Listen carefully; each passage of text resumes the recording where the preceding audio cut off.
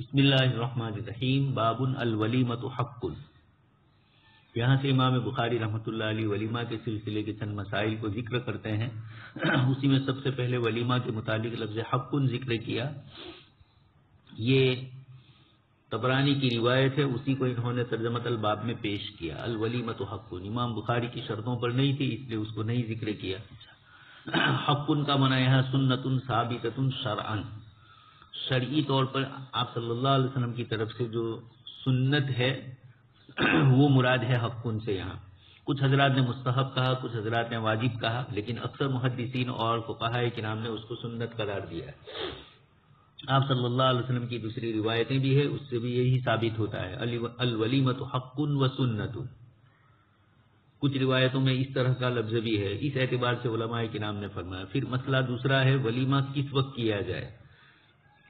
مختلف اقوال ہے، جیسے ہمارے محشی رحمۃ اللہ علیہ نے بھی ذکر کیا ہے. کچھ حضرات نے کہا کہ اس کا وقت نکاح کے وقت ہے، یا نکاح کے بعد، یا دخول کے وقت، یا دخول کے بعد.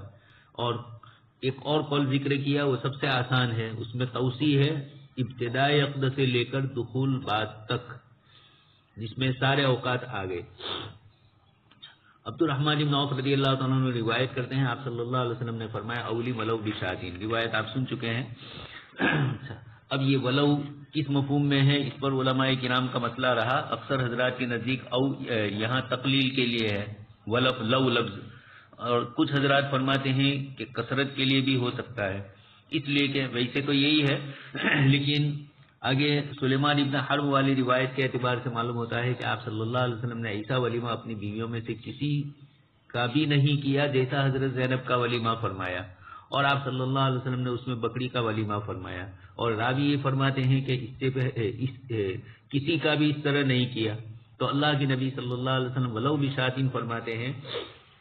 عربوں کے اعتبار سے، وہاں کے اس وقت کے رواج کے اعتبار سے، چونکہ ہماری طرح وہاں ضروریات پر توجہ دی جاتی تھی، تحسینیات اور ضرورت سے زائد چھوٹی چھوٹی چیزیں ہیں ان کی طرف، پیالیاں، رکابیاں اور اس طرح کی دوسری کھانے پینے کی چھوٹی موٹی چیزیں، یہ ان کی طرف توجہ نہیں دی جاتی تھی. عمومی طور پر یہ حضرات جو بنیادی ضروریات کی چیزیں ہوتی تھی اسی پر توجہ دیتے تھے. تو اب اگر بکری بھی ہے تو اس میں دوسرے مسالے، اور ہماری طرح آج کل کھانے میں صرف بکری کا گوشت نہ ہو، اس کے ساتھ فلانی میٹھی چیز ہو، فلانی ہو فلانی ہو، یہ جو ہم نے تحسینیات کا ضروریات کا درجہ دے دیا ہے، اس وجہ سے ہماری دعوتیں مہنگی ہو گئی ہے. ورنہ عرب کی سادگی یہ تھی کہ بکری ذبح کی اور بھون لیا اس کو ہلکا پھلکا، اور پھر لوگ اس کے گوشت کو کھانے لگے، یا روٹی بھی ساتھ میں، جیسے کچھ روایتوں سے معلوم ہوتا ہے. تو یہ آسان طریقہ تھا. اس اعتبار سے تقلیل کے لیے محدثین نے عموماً تقلیل ہی کے لیے لیا ہے، لیکن 600 روپے کلو کا گوشت اب تقلیل کے لیے نہیں ہو سکتا ہمارے یہاں. اب یہ تقسیم ہی کے مفہوم میں ہے. چنانچہ حضرت زینب کے ولیمے کی عبارتیں بھی اس طرح کی ہے جس سے یہی معلوم ہوتا ہے. خیر، حضرت انس بن مالک روایت دوسری نقل فرماتے ہیں انه كان ابن 10 سنین مقدم رسول اللہ صلی اللہ علیہ وسلم المدینہ.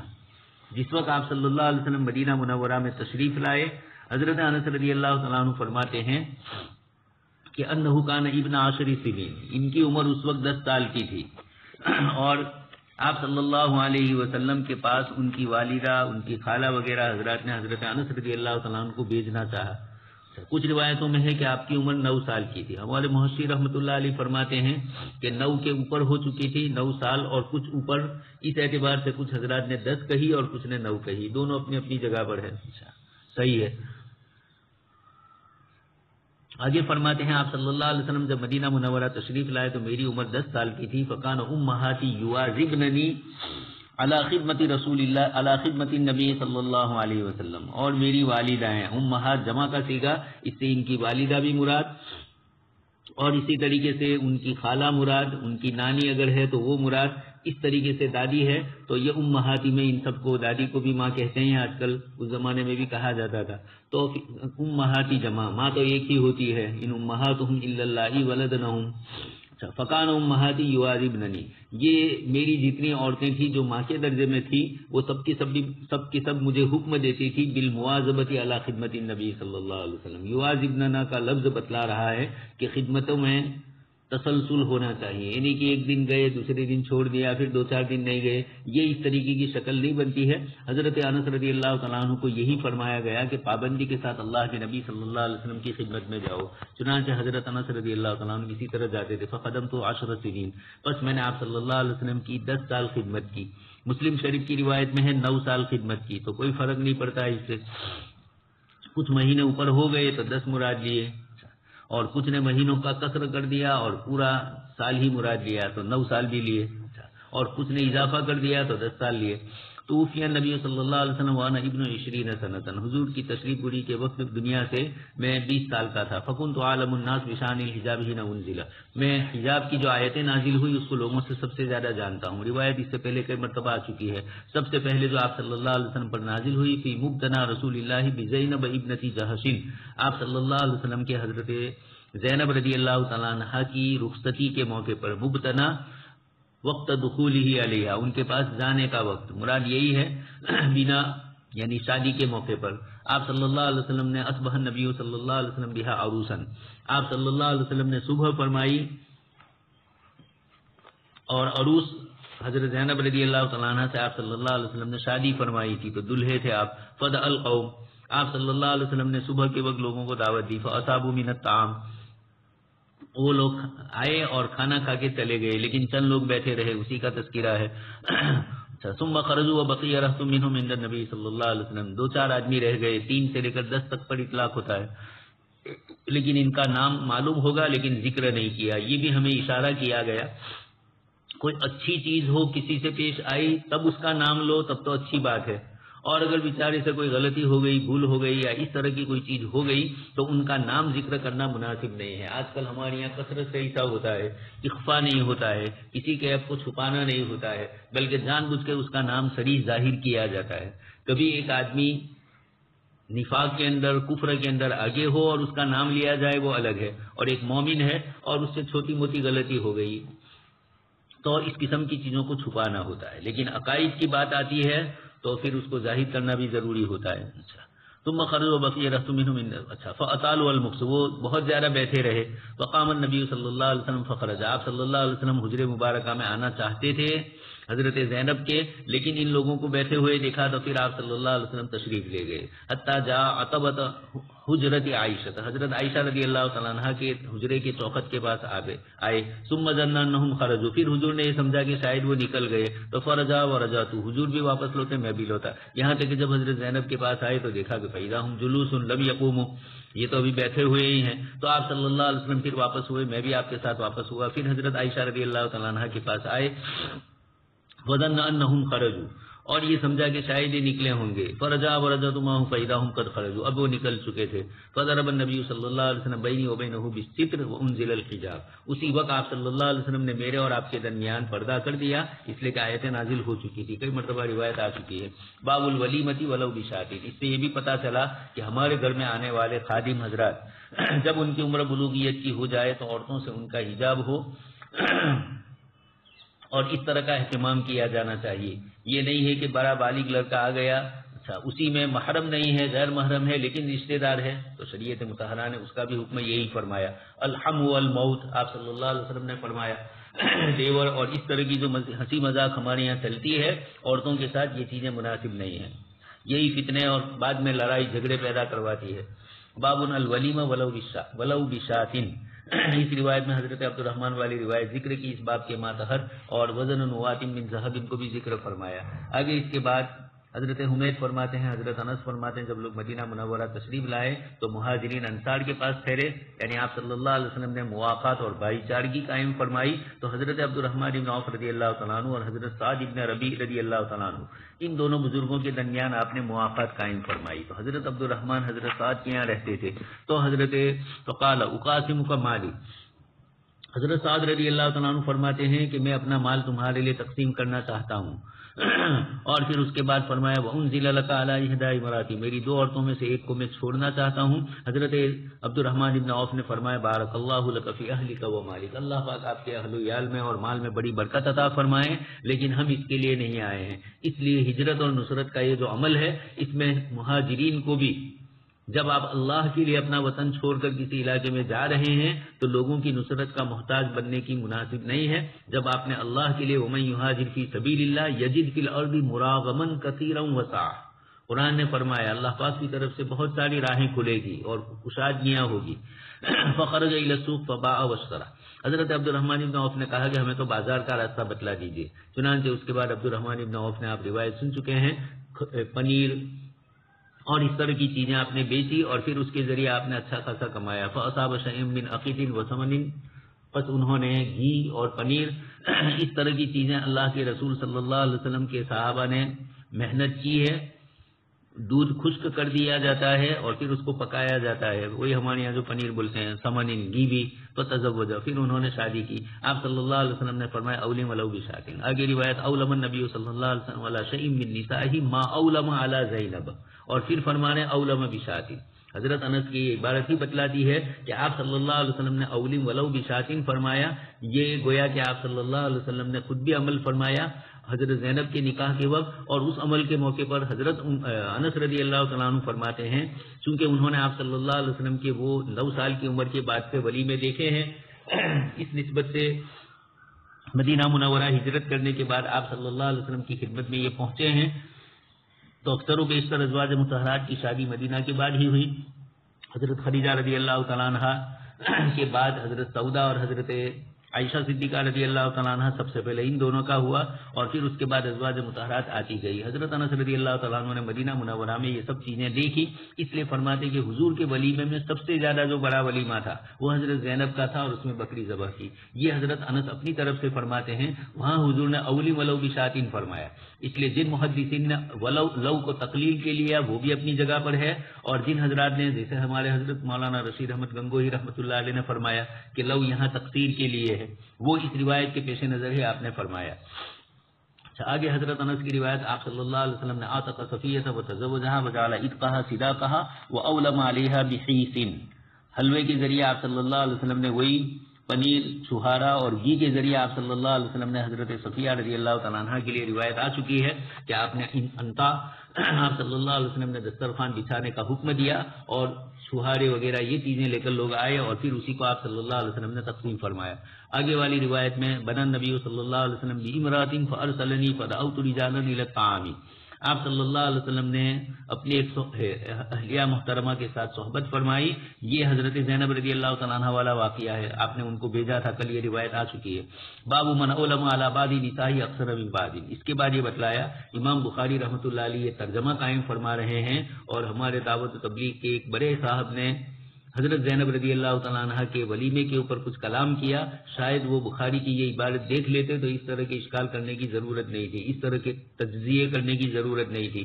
آپ صلی اللہ علیہ وسلم کے متعلق حضرت امام بخاری رحمۃ اللہ علیہ باب قائم فرما رہے ہیں حضرت انس رضی اللہ تعالیٰ عنہ کی وہی روایت پیش کرتے ہوئے, اور یہ فرماتے ہیں کہ آپ نے اپنے ازواج مطہرات کے ولیمے میں کہیں کسی کے لیے 2 مد, کہیں کسی کے لیے کچھ اور, کہیں کسی کے لیے حلوہ, کہیں کسی کے لیے چھہارا, اور یہ جو ذکر کیا وہ اس طریقے سے آپ صلی اللہ علیہ وسلم نے الگ الگ جس وقت موقع ملا اس کے مطابق آپ صلی اللہ علیہ وسلم نے عمل فرمایا ہے, یعنی جو حاضر تھا وہ پیش کر دیا. اولم علیہا واولم بشاتین, یہ حضرت زینب رضی اللہ تعالیٰ عنہ کے لیے.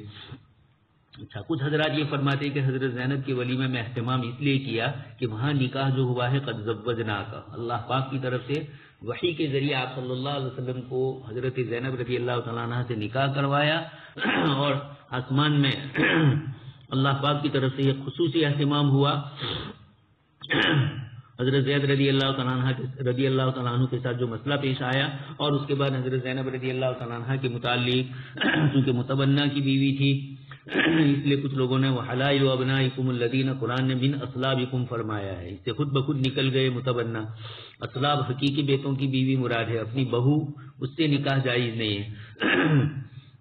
خیر, باب من اولم باقل من شاۃ, بکری سے بھی کم, جیسے آپ صلی اللہ علیہ وسلم نے بمدین من شعیر, آپ صلی اللہ علیہ وسلم نے ستو لیے, جو لیے اور 2 مد, اتنا کم بھی آپ صلی اللہ علیہ وسلم نے ولیمہ فرمایا ہے. 1 مد پونے کلو کا ہوتا ہے, اور 4 مد ہوتے ہیں تو 1 سا ہوتا ہے، 1 سا 3.5 کلو کا ہوتا ہے. تو آپ صلی اللہ علیہ وسلم نے ایک مدین من شعیر، عبد الرحمن ابن مہدی نے بساعین من شعیر فرمایا. عبد الرحمن کی روایت ان راویوں کے مقابلے میں احفظ ہے، لیکن چونکہ ان راویوں کی تعداد زیادہ ہے جن حضرات نے شعیر کا لفظ ذکر فرمایا ہے. عبد الرحمن ابن مہدی نے تو شعیر کا لفظ ذکر کیا، لیکن ان کے علاوہ دوسرے کچھ راویوں نے بھی مدین من شعیر کا لفظ بھی، یعنی ساعینی اور مدینی. سا تو بہت زیادہ ہو گئے، 3.5 کلو کے 2 سا تو 7 کلو ہو گئے، اور مدین من شعیر مراد لیا تو وہاں 2 مد مل کر زیادہ سے زیادہ 1.25 کلو بنتے ہیں. باب حق اجابت الولیمتی و دعوت، ولیمہ کی دعوت کو قبول کرنا اور اسی طریقے سے دوسری اور دعوتوں کو قبول کرنا. ومن اولم سبت ایام ونحوہ، اور جس نے ولیمہ کیا 7 دن اور اس کے برابر. اور آپ صلی اللہ علیہ وسلم نے کوئی دن مقرر نہیں فرمایا ہے، یومن ولا یومین، 1 یا 2 دن کا آپ صلی اللہ علیہ وسلم نے وقت مقرر نہیں فرمایا. آگے اس کے بعد روایت ذکر کی جاتی ہے، چند چیزیں ذکر فرمانے، ایک تو ولیمہ کو قبول کرنا اور دوسری دعوتیں بھی، اس لیے کہ آپ صلی اللہ علیہ وسلم نے دعوت کا لفظ فرمایا تو ولیمہ بھی اس کا ایک جز، اور دوسرے اور مواقع کے مطابق دعوت دی جائے تو اس کے لیے بھی گنجائش نکلتی ہے. ہمارے محشی رحمۃ اللہ علیہ نے باب الولیمۃ حق کے ضمن کے اندر چند دعوتوں کا ذکر کیا ہے، اسی کے اندر انہوں نے ولیمہ کا ذکر کیا ہے سب سے پہلے، پھر اس کے بعد بچے کی پیدائش کے اوپر اس کو بھی ذکر کیا ہے ولادت کے موقع پر، اور اسی طریقے سے ختنہ کے وقت بچے کا ختنہ کراتے وقت، اور اسی طریقے سے عورت سے صحبت کرتے وقت، یعنی ایک تو نفس نکاح اور ایک رخصتی، ولیمہ تو آ ہی چکا ہے. اور اسی طریقے سے مکانات کی تعمیر کے سلسلے میں بھی کچھ حضرات نے فرمایا. اور اسی طریقے سے مسافر جب سفر سے آئے تو اس وقت بھی دعوت ہوتی ہے، چونکہ اس زمانے کے اسفار بھی لمبے ہوتے تھے، پریشان کن ہوتے تھے. اسی طریقے سے کچھ حضرات نے فرمایا وظیمہ بھی ہوتا تھا، یعنی مصیبت کے موقع پر بھی کھانا پلانا، یعنی وہ خود وہ نہیں کھلائے، دوسرے لوگ اس کو کھلائیں. یہ جیسے ہوتا ہے انتقال ہو جائے کسی کا، یا کسی کے یہاں اچانک کوئی مصیبت آ گئی تو پڑوس والے کھانا پکا کر دے. عقیقہ یہ بھی بچے کی پیدائش سے 7ویں دن تک. اور اسی طریقے سے مأدبۃ، یہ بھی ایک دعوت کا طریقہ تھا، مہمانی کے لیے بغیر کسی سبب کے، یعنی سبب ہونا ضروری نہیں ہے، اسے ہی خوشی ہوئی اپنے ساتھیوں کو کھلانا، آپس میں محبتیں مودتیں باقی رہتی ہے. لیکن اب مسئلہ یہ ہے کہ پہلے زمانے کی عورتیں تو پکانے میں ماہر ہوتی تھی، اب تو گھومنا پھرنا ایسا ہو گیا ہے نوجوان نسل کے اندر کہ اب خود اپنے کھانے پینے کے لیے بھی باہر چکر لگاتے رہتے ہیں، تو ماں باپ کی خدمت وہ کیا کریں گے. اور اس طریقے سے خوشی کے موقع پر کسی کی دعوت دینا، یہ عربوں کے یہاں یہ سارے طریقے رائج تھے، بعد میں بھی رائج رہے امت مسلمہ کے اندر. ابھی بھی کچھ قبائل ہیں وہاں اس طریقے سے طریقے رائج ہے کھلانے پلانے کے، دعوتوں کے. ہم لوگ چھوٹے تھے تو ہم دیکھتے تھے مہمان آتے تھے تو 1 دن نہیں رہتے تھے، 2 3 دن ماشاءاللہ، کیونکہ اس زمانے میں تو جانے آنے کا بھی تو 50-60 کلومیٹر دور سے بھی آئے تب بھی وہ 2-3 دن رہتے تھے. بلکہ ہم نے دیکھا کہ ہم لوگ پریز حافظ ہو رہے تھے، تنکاریہ سے 2-3 بڑی عمر کے بزرگ تھے جو حافظ داؤد صاحب دعوت برکات ان کے متعلقین دوستوں میں سے تھے، تو وہ تنکاریہ سے پڑھیے جاتے تھے اور 3 دن رہتے تھے حافظ صاحب کے یہاں، اور ان کے یہاں کھانا پینا ہوتا تھا. تو یہ اس طرح عجیب و غریب قسم کی بڑے مہمان نواز حافظ صاحب کی خیر. تو آپ صلی اللہ علیہ وسلم اذا دعی احدکم الی الولیمۃ فلیأتیھا، آپ صلی اللہ علیہ وسلم نے ایک تو دعوت اور ولیمہ کا امام بخاری نے عنوان لگایا. آگے ایک عنوان لگا رہے ہیں من اولم 7 ایام ونحوہ، آگے اس کا بھی ذکر آ رہا ہے. حضرت محمد ابن سیرین کے متعلق ذکر کیا جاتا ہے، ان کی بیٹی حفصہ بنت سیرین کی شادی کے موقع پر 7 دن تک آپ نے ولیمہ کیا تھا، اور دوسری روایتوں میں 8 دن کا ذکر ہے. امام بخاری رحمۃ اللہ علیہ نے ونحوہ کا لفظ بول کر اسی 7-8 دونوں روایتیں ہیں اس اعتبار سے ذکر کر دیا. کچھ حضرات نے جواب دیا کہ اصل بات یہ تھی کہ الگ الگ لوگوں کی دعوت کی تھی تو لوگوں کو 7 دنوں میں تقسیم کر دیا تھا. خیر، یہ حضرت محمد ابن سیرین رحمۃ اللہ علیہ نے اس زمانے میں کیا تھا. عصر حاضر میں برطانیہ سے یہ بدعت ہمارے یہاں بھی آ چکی ہے، 6-6 7-7 دن 10-10 دن 15 دن تک شام کا کھانا کھلاتے رہنا. ایک تو یہ کہ مہمان ہے اور کھلائے وہ الگ ہے، دوسری بات یہ ہے کہ آپ اس طریقے کو رائج کرو اور امت کے درمیان شادیاں مہنگی ہو جائے. یہ اصل مسئلہ ہے. اللہ کے نبی صلی اللہ علیہ وسلم کے ذریعے اللہ پاک نے سب سے بڑا جو شادی بیاہ کے موقع پر کام کیا ہے وہ یہ کہ شادی کو سادہ رکھا ہے، بڑی سین نہیں ہے، چھوٹی سین کے ساتھ اس کو رکھا ہے، سادگی کے ساتھ. تو اس کی بنیاد کے اوپر یہ ہوتا ہے کہ ہر آدمی شادی کر لیتا ہے. پہلے ہمارے بھرو ضلع میں سب سے کم، ایک تو مہر بھی کم ہوتی تھی اور کھانے پینے کی بھی رواجات کم تھے. اب جو ہم لوگ چھوٹے تھے اس وقت دیکھا، اب جو یہ طریقہ رائج ہوا ہے یہ اعتدال کے ساتھ ہو تو کوئی حرج نہیں ہے، لیکن 8 دن 10 دن تک آپ کھلاتے رہو لوگوں کو، تو دوسرے کسی کو بھی شادی کرنی ہو تو اس کو بھی یہی طریقہ اپنانا پڑے. تو ایک تو یہ ہے کہ اس طریقے سے اپنانے کی بنیاد پر آپ صلی اللہ علیہ وسلم کا جو طریقہ ہے امت کے لیے سادگی کا، وہ طریقہ چھوٹ رہا ہے. حضرت محمد ابن سیرین نے کسی وجہ سے 7 دن تک کھلایا، 8 دن تک کھلایا، تو یہ ایک ان کا عمل ہے. مالکیہ کا استدلال اگر سے وہی ہے، 7 دن تک ان کے یہاں گنجائش ہے. امام بخاری رحمۃ اللہ علیہ بھی عبارت لے آئے، اس کے ذریعے امام بخاری بھی یہی چاہتے ہیں اور آگے صراحتاً فرما رہے ہیں وَلَمْ يُوَقِّتِ النَّبِيُّ صلی اللہ علیہ وسلم يَوْمًا وَلَا يَوْمَيْنِ. آپ صلی اللہ علیہ وسلم نے 1-2 دن کی توقیت نہیں کی ہے، 3 دن. لیکن آپ جانتے ہیں مہمانی کے سلسلے میں آپ کے کچھ اصول اور ضابطے ہیں، تو یہاں بھی ملحوظ رکھے جائے. اگر ایک آدمی بغیر کسی تصنع کے لوگوں کو کھلاتا ہے اور غریبوں کو بھی اپنے ولیمے میں شریک کرتا ہے، یہ نہیں کہ صرف مالداروں کو ہی بلایا جائے، اس طرح کی کئی چیزیں ہوتی ہے، پھر اس کے اندر کھلانا پلانا صرف ہو تو شریعت مطہرہ ویسے نہیں روکتی ہے. لیکن ہمارے یہاں کھلانے پلانے کے ساتھ ساتھ ناچ گان کی بھی مجلسیں ہوتی ہے، کچھ نہ کچھ قوالیاں اور کچھ نہ کچھ گانے وغیرہ ہوتے ہیں، کچھ نہ کچھ گڑبڑیں ہوتی ہی رہتی ہے. تو اس سے استدلال نہ کرے ہمارے زمانے کے مالدار لوگ. انگلینڈ میں پہلے یہ طریقہ چلا ہے 7 دن 8 دن 10 دن تک کا، اب یہ ہمارے یہاں بھرو ضلع میں بھی آ گیا. تو یہ چیزیں مناسب نہیں ہے. یعنی آپ ایسا کوئی عمل کرو کہ جس کے ذریعے لوگوں کے لیے شادی مہنگی ہو جائے اور لوگوں کے لیے پریشانی ہو جائے، اس طرح کے معاملات نہ کیے جائیں اور معاشرہ بھی اس کو برا نہ سمجھے کسی نے کم کھلایا ہے تو. حضرت ابو موسیٰ رضی اللہ تعالیٰ عنہ فرماتے ہیں آپ صلی اللہ علیہ وسلم نے ارشاد فرمایا تھا، پہلے اوپر والی روایت اذا دعی احدکم الی الولیمۃ فلیأتیھا، جب تم میں سے کسی کو ولیمے کے لیے بلایا جائے تو وہ ولیمے کی دعوت میں جائے. کچھ حضرات نے محمد ابن سیرین والی روایت پر کلام بھی کیا ہے اور انہوں نے یہ بھی ذکر کیا ہے کہ جب آپ صلی اللہ علیہ وسلم نے کھلانے کے سلسلے میں فرمایا طعام اول یوم حق وطعام یوم ثانی سنت وطعام یوم ثالث سمعۃ ومن سمع سمع اللہ بہ، تو اگر ایک آدمی بغیر کسی اہتمام کے غریبوں کو مالداروں کو سب کو جمع کرتا ہے اور کھلاتا ہے خوشی کے موقع پر تو کھلا سکتا ہے، جواز ہے اس کا مختلف روایتوں سے. لیکن ریا سما یا اس شادی کو مہنگی کرنا، یہ اس طرح کی جو شکلیں بنتی ہے یہ تھوڑی پریشان کن ہے.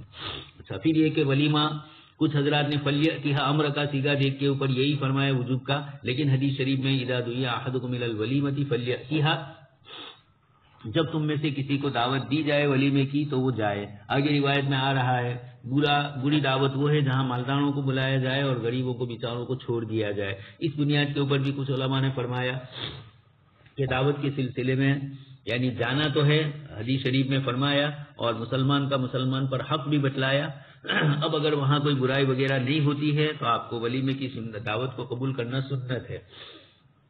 ہمارے یہاں شواف حنابلہ سب کے نزدیک راجح قول یہی ہے.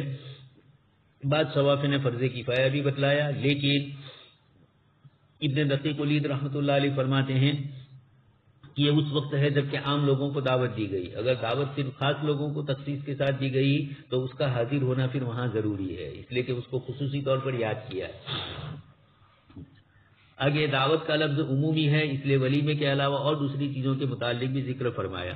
آگے اس کے بعد والی روایت ہے، آپ صلی اللہ علیہ وسلم نے ارشاد فرمایا فک العانی، قیدیوں کو چھڑاؤ. کہیں ظلمن ہے، پہلے زمانے میں پیسے دے کر قیدیوں کو چھڑایا جاتا تھا.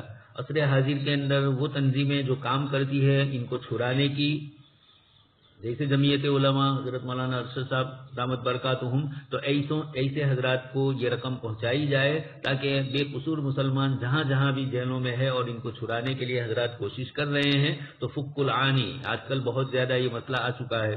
وہ عجیب الداعی، کوئی دعوت دے تو اس کو قبول کرو، یہ وجوب کے لیے کچھ حضرات نے اسی بنیاد پر لیا. وعودوا المریض، لیکن یہ سب سنت ہے، اور بیمار کی عیادت بھی کرو.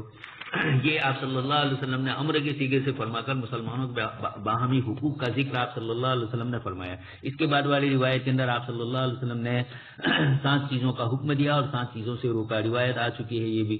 سب سے پہلے جن چیزوں کا حکم دیا، بیمار پرسی، جنازے کے پیچھے چلنا، تسمیت العاطش چھینکنے والے کی چھینک کا جواب دینا، ابرار القسمی، ایک آدمی نے قسم کھائی ہو کسی چیز کی تو اس کی قسم کو آپ پورا کرواؤ، یعنی آپ کے لیے اس نے تو قسم کھائی ہے، اگر آپ اس کو پوری نہیں کریں گے تو اس کے لیے اس کا کفارہ دینا ہوگا. لیکن ایک آدمی قسم کھا کر کوئی چیز آپ کو کہہ رہا ہے تو اللہ کے نام کا واسطہ دے رہا ہے، تو اب بہتر یہ ہے کہ اس کی بات کو مان لیا جائے، ابرار القسم، اور اس کی قسم سے اس کو بری کر دیا جائے، اس کو یعنی بارن للحلف، اپنی قسم کو پورا کرنے والا اس کو بنایا جائے. ونصر المظلوم، مظلوم کی مدد کرنا، افشاء السلام، سلام کو پھیلانا، اجابتی دائی، یہ آ گیا دائی کی قبول کرنا، ایک تو دین کا دائی آئے اس کو بھی قبول کرنا اور کھانے والا دائی آئے اس کو بھی قبول کرنا. ونہانا عن خواتم الذهب، اور حدیث شریف میں فرمایا کہ ہمیں 7 چیزوں سے منع فرمایا. ان 7 چیزوں کے اندر ایک تو سونے کی انگوٹھیاں ہیں مردوں کے لیے، چاندی کے برتن ہے مرد اور عورت دونوں کے لیے، میاسر، میسرت ان کی جمع ہے، ریشمی گدے جو گھوڑے وغیرہ کے اوپر ڈالے جاتے تھے اس میں بھی ریشم ہوتا تھا. اسی طرح قسطی کپڑے، یہ ایک مخصوص قسم کا ریشم کا کپڑا ہوتا تھا، اس میں بھی ریشم ملا ہوا ہوتا تھا اس کپڑے کے اندر. اچھا، استبرق، موتی قسم کا ریشم، دیباج جس کو اب ریشم کہتے ہیں، یہ حدیث شریف میں 6 ذکر کیے. اور کتاب اللباس میں آگے ذکر کیا ہے حریر، عام ریشم کو، اس کو بھی ذکر کیا گیا ہے. تو آپ صلی اللہ علیہ وسلم نے یہ چند چیزوں کا حکم فرمایا، چند چیزوں سے منع فرمایا. یہ تمام کے تمام آداب میں سے ہے، مسلمانوں کے باہمی حقوق میں سے ہے، اور سب کا تعلق باہمی الفت، محبت، مودت وغیرہ سے ہے. عوامر کی بات کر رہا ہوں. اور نواہی میں جن چیزوں سے روکا اس کے اندر آپ صلی اللہ علیہ وسلم کے ذریعے اللہ پاک نے مردوں کو سونے سے منع فرمایا. اسی طرح چاندی سونے کے برتنوں کو استعمال کرنے سے منع فرمایا، لیکن چاندی کی کچھ مقدار جائز ہے. وان المیاسر اچھا، اور اسی طرح اب یہ جو 4 ذکر کیے، میاسر، قصیہ، استبرق اور دیباج، یہ سب کے سب من وجہ ریشم کے کپڑے تھے. کہیں ریشم آگے پیچھے ملا ہوا تھا، کہیں تھوڑا ملا تھا، کہیں زیادہ، کہیں استبرق اور یعنی دبیج اور موٹا ہوتا تھا، کہیں پتلا ہوتا تھا، باریک. آگے اس کے بعد حضرت ابو اسید ساعدی رضی اللہ تعالیٰ عنہ فرماتے ہیں، اچھا سہل ابن سعد فرماتے ہیں کہ دعا ابو سعید ساعدی رسول اللہ صلی اللہ علیہ وسلم فی عرسہ، حضرت ابو سعید ساعدی رضی اللہ تعالیٰ عنہ کی ولیمے کے موقع پر، شادی کے موقع پر انہوں نے آپ صلی اللہ علیہ وسلم کو دعوت دی، اور ان کی بیوی اس دن ان کی خادمہ تھی، وہی العروس، ابھی نئی نئی دلہن بن کے آئی تھی، لیکن خدمت کا جذبہ تھا. یہی پریشانیاں ہمارے یہاں ہوتی ہے، شادی کر کے آنے کے بعد کئی دن تک وہ عورتیں کھانا پکانا چاہتی نہیں ہیں، وہ لڑکی ابھی دلہنی بنی رہتی ہے، تو پھر گھر کے اندر مسائل کھڑے ہوتے ہیں. اس لیے پہلے ہی دن سے کام کاج کے لیے لگ جائے. اس میں گھر میں بھی کرتی تھی، اب اپنے اصل گھر تو اب یہی آیا، یہاں بھی کرے گی وہ. تو قال سعد تدرون ما سقط رسول اللہ صلی اللہ علیہ وسلم انقعت له تمرات من الليل فلما اكل سقط اياه. حضرت ابو اسید کی اہلیہ محترمہ نے، حضرت سہل ابن سعد فرماتے ہیں کہ تم جانتے ہو کہ انہوں نے آپ صلی اللہ علیہ وسلم کے لیے ما سقط، آپ صلی اللہ علیہ وسلم کے پینے کے لیے انہوں نے کیا انتظام فرمایا، کیا پلایا. انقعت له تمرات من الليل، انہوں نے رات کو کھجوریں پانی میں ڈال دی تھی. جب آپ صلی اللہ علیہ وسلم کھانا کھا چکے تو اب کھانے کے بعد آپ صلی اللہ علیہ وسلم کی خدمت میں انہوں نے یہ پانی جس کے اندر کھجور وغیرہ تھی آپ صلی اللہ علیہ وسلم کو پلایا، تو شربت پلایا گیا. اور دلہن نے خود ہی اہتمام کیا. یہ سادگیاں ہوتی ہے کہ لڑکیاں اس طرح کی کسی قسم کی تکلفات کے اندر نہیں ہوتی ہے. گزشتہ کل تو اپنے گھر کام کرتی تھی، تو اب دوسرے گھر آئی ہے، یعنی اب وہی تیرا گھر رہنے والا ہے. تو اس قسم کی چیزوں کے متعلق آگے بھی روایت میں ترجمہ اس کا قائم کیا جا رہا ہے. باب من ترک الدعوت فقد عصى الله ورسوله، جو دعوت کو چھوڑ دے اس نے اللہ رسول صلی اللہ علیہ وسلم کی نافرمانی کی. آگے روایت آ رہی ہے، حضرت ابو ہریرہ فرماتے ہیں انه كان يقول، حضرت ابو ہریرہ فرماتے تھے شر الطعام طعام الولیمہ، برا کھانا وہ ولیمے کا کھانا ہے، یدعا لہ الاغنیاء، جس کے لیے مالداروں کو بلایا جائے، اور ویترک الفقراء، اور فقراء کو چھوڑا جائے. عادتاً اس طریقے سے کیا جائے تو یہ پسندیدہ نہیں ہے. ومن ترک الدعوۃ فقد عصى الله ورسوله، اور جس نے کسی نے دعوت دی اور اس دعوت کو بغیر کسی عذر کے جس نے چھوڑا تو فقد عصى الله.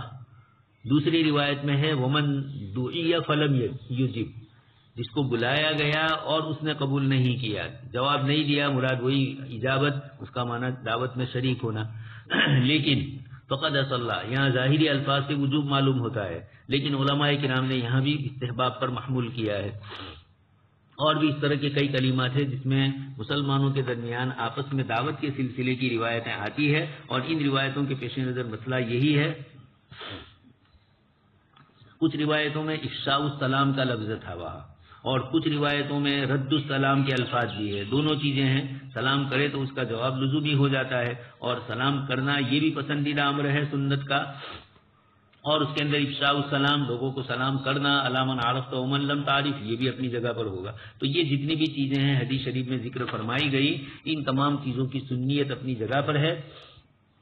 کوئی دعوت دے آپ کو تو بیچارہ بہت اہتمام سے دعوت دے رہا ہے، مالدار ہو کے غریب ہو، جب وہ دعوت دے رہا ہے، کبھی کبھار ایسا ہوتا ہے کہ مالدار ہے لیکن دیندار آدمی ہے، اور بہت بیچارہ متواضع ہوتا ہے، اس کی طبیعت میں کوئی ایسی چیز بھی نہیں ہوتی، تو ایسے حضرات اگر دعوت دے رہے ہیں اور وہاں خلاف سنت امور کو انجام نہیں دیے جا رہے ہیں، تو اگر کوئی دعوت دے رہا ہے تو اس کی دعوت کو قبول کرنا یہ آپسی محبتوں کی بنیاد ہے۔ لیکن پھر وہی بات نہ ہو، حضرت حامد رحمۃ اللہ علیہ فرماتے کہ ون وے، ایک طرف سے ہی دعوت وہ دیتا رہتا ہو اور ہم اپنی طرف سے کوئی اہتمام اس کے لیے نہ کرے، دونوں طرف سے ہدیے بھیجنے کے متعلق آپ نے فرمایا تو دونوں طرف سے محبتیں بھی ہوگی۔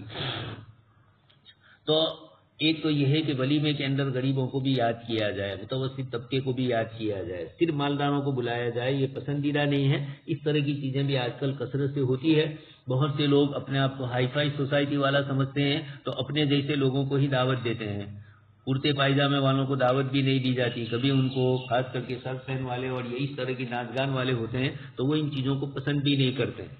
یہ چیزیں بھی بہت بری ہے۔ ایک جگہ پر ایسا ہی ہوا، تقسیم کرنے کے لیے ہمارے طلباء کے متعلق بات ہوئی تو یہ کہا کہ آج کے دن وہ تقسیم نہیں کریں گے ہمارے یہاں شادی میں، ان کو کرتا پائجامہ پسند نہیں تھا۔ تو یہ اس طرح کی بھی مسلمانوں میں ایسے بھی بہت سارے لوگ ہیں جنہوں نے یورپی تہذیب اور کلچر کو اتنا زیادہ اہتمام کر دیا ہے اور اپنے اوپر ایک لازمی درجے میں کر دیا ہے۔ وہی جملہ جو حضرت ربیع بن عامر رضی اللہ تعالیٰ عنہ نے رستم کو کہا تھا کہ تم چاہے کتنے ہی بڑے ہو لیکن تم اپنی خواہشات کے غلام ہو۔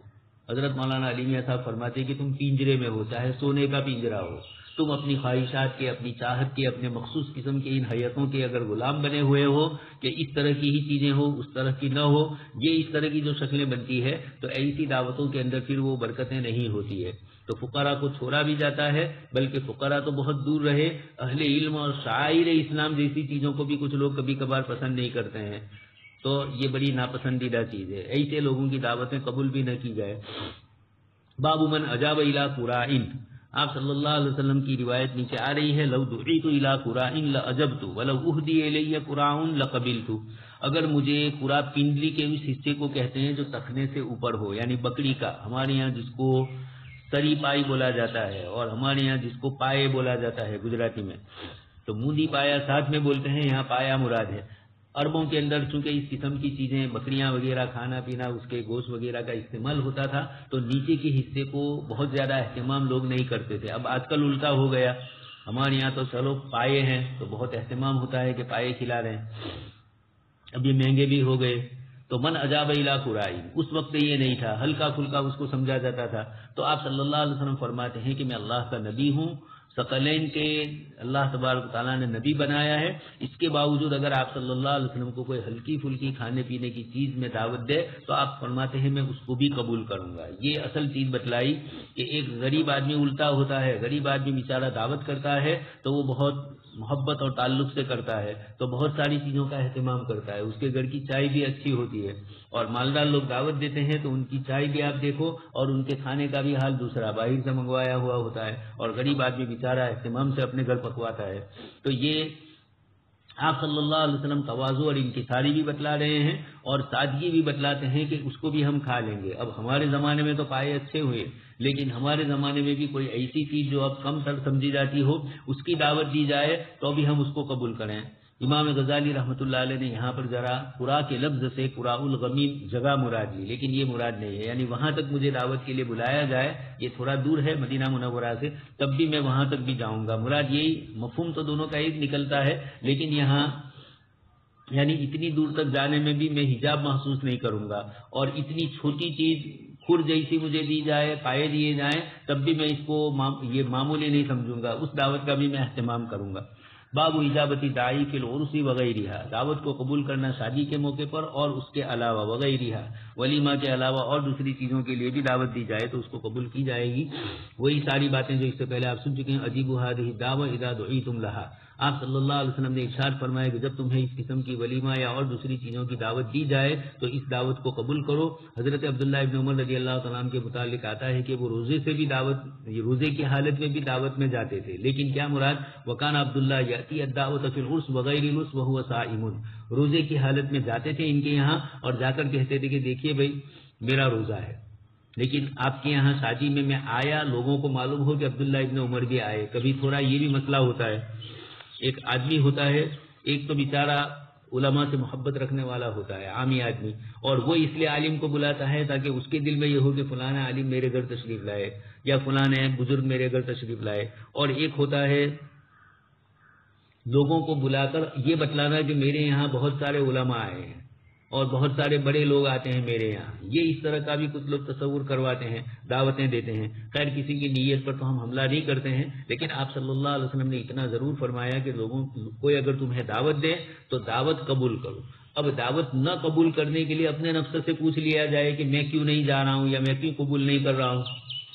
دیوبند میں ایک مولانا تھے، مولانا نور عالم صاحب، ان کے متعلق ہمیں کہتے تھے کہ انہوں نے لیسٹ بنا رکھی تھی، بیان مقرر تھے تو کہا انہوں نے لیسٹ بنا رکھی تھی قطرے والے اور بکرے والے، یعنی جہاں دعوت دی جاتی اور قطرہ یعنی بھینس کا گوشت ہوتا تو اس کے لیے سیکڑی ہو جاتی، اور جہاں بکرے کا گوشت ہوتا اس کی لیس الگ ہوتی۔ تو اب جب دعوت دینے کے لیے آتے تو دیکھ لیتے اس کے اندر کے بکرے والے ہیں کہ نہیں، تو پھر جاتے وہاں پر۔ خیر یہ تو ہنسی مذاق کی بات ہے، مقرر صاحب نے خود ہی کہا ہوگا تو لوگوں نے سن کر اس کو یہ کیا۔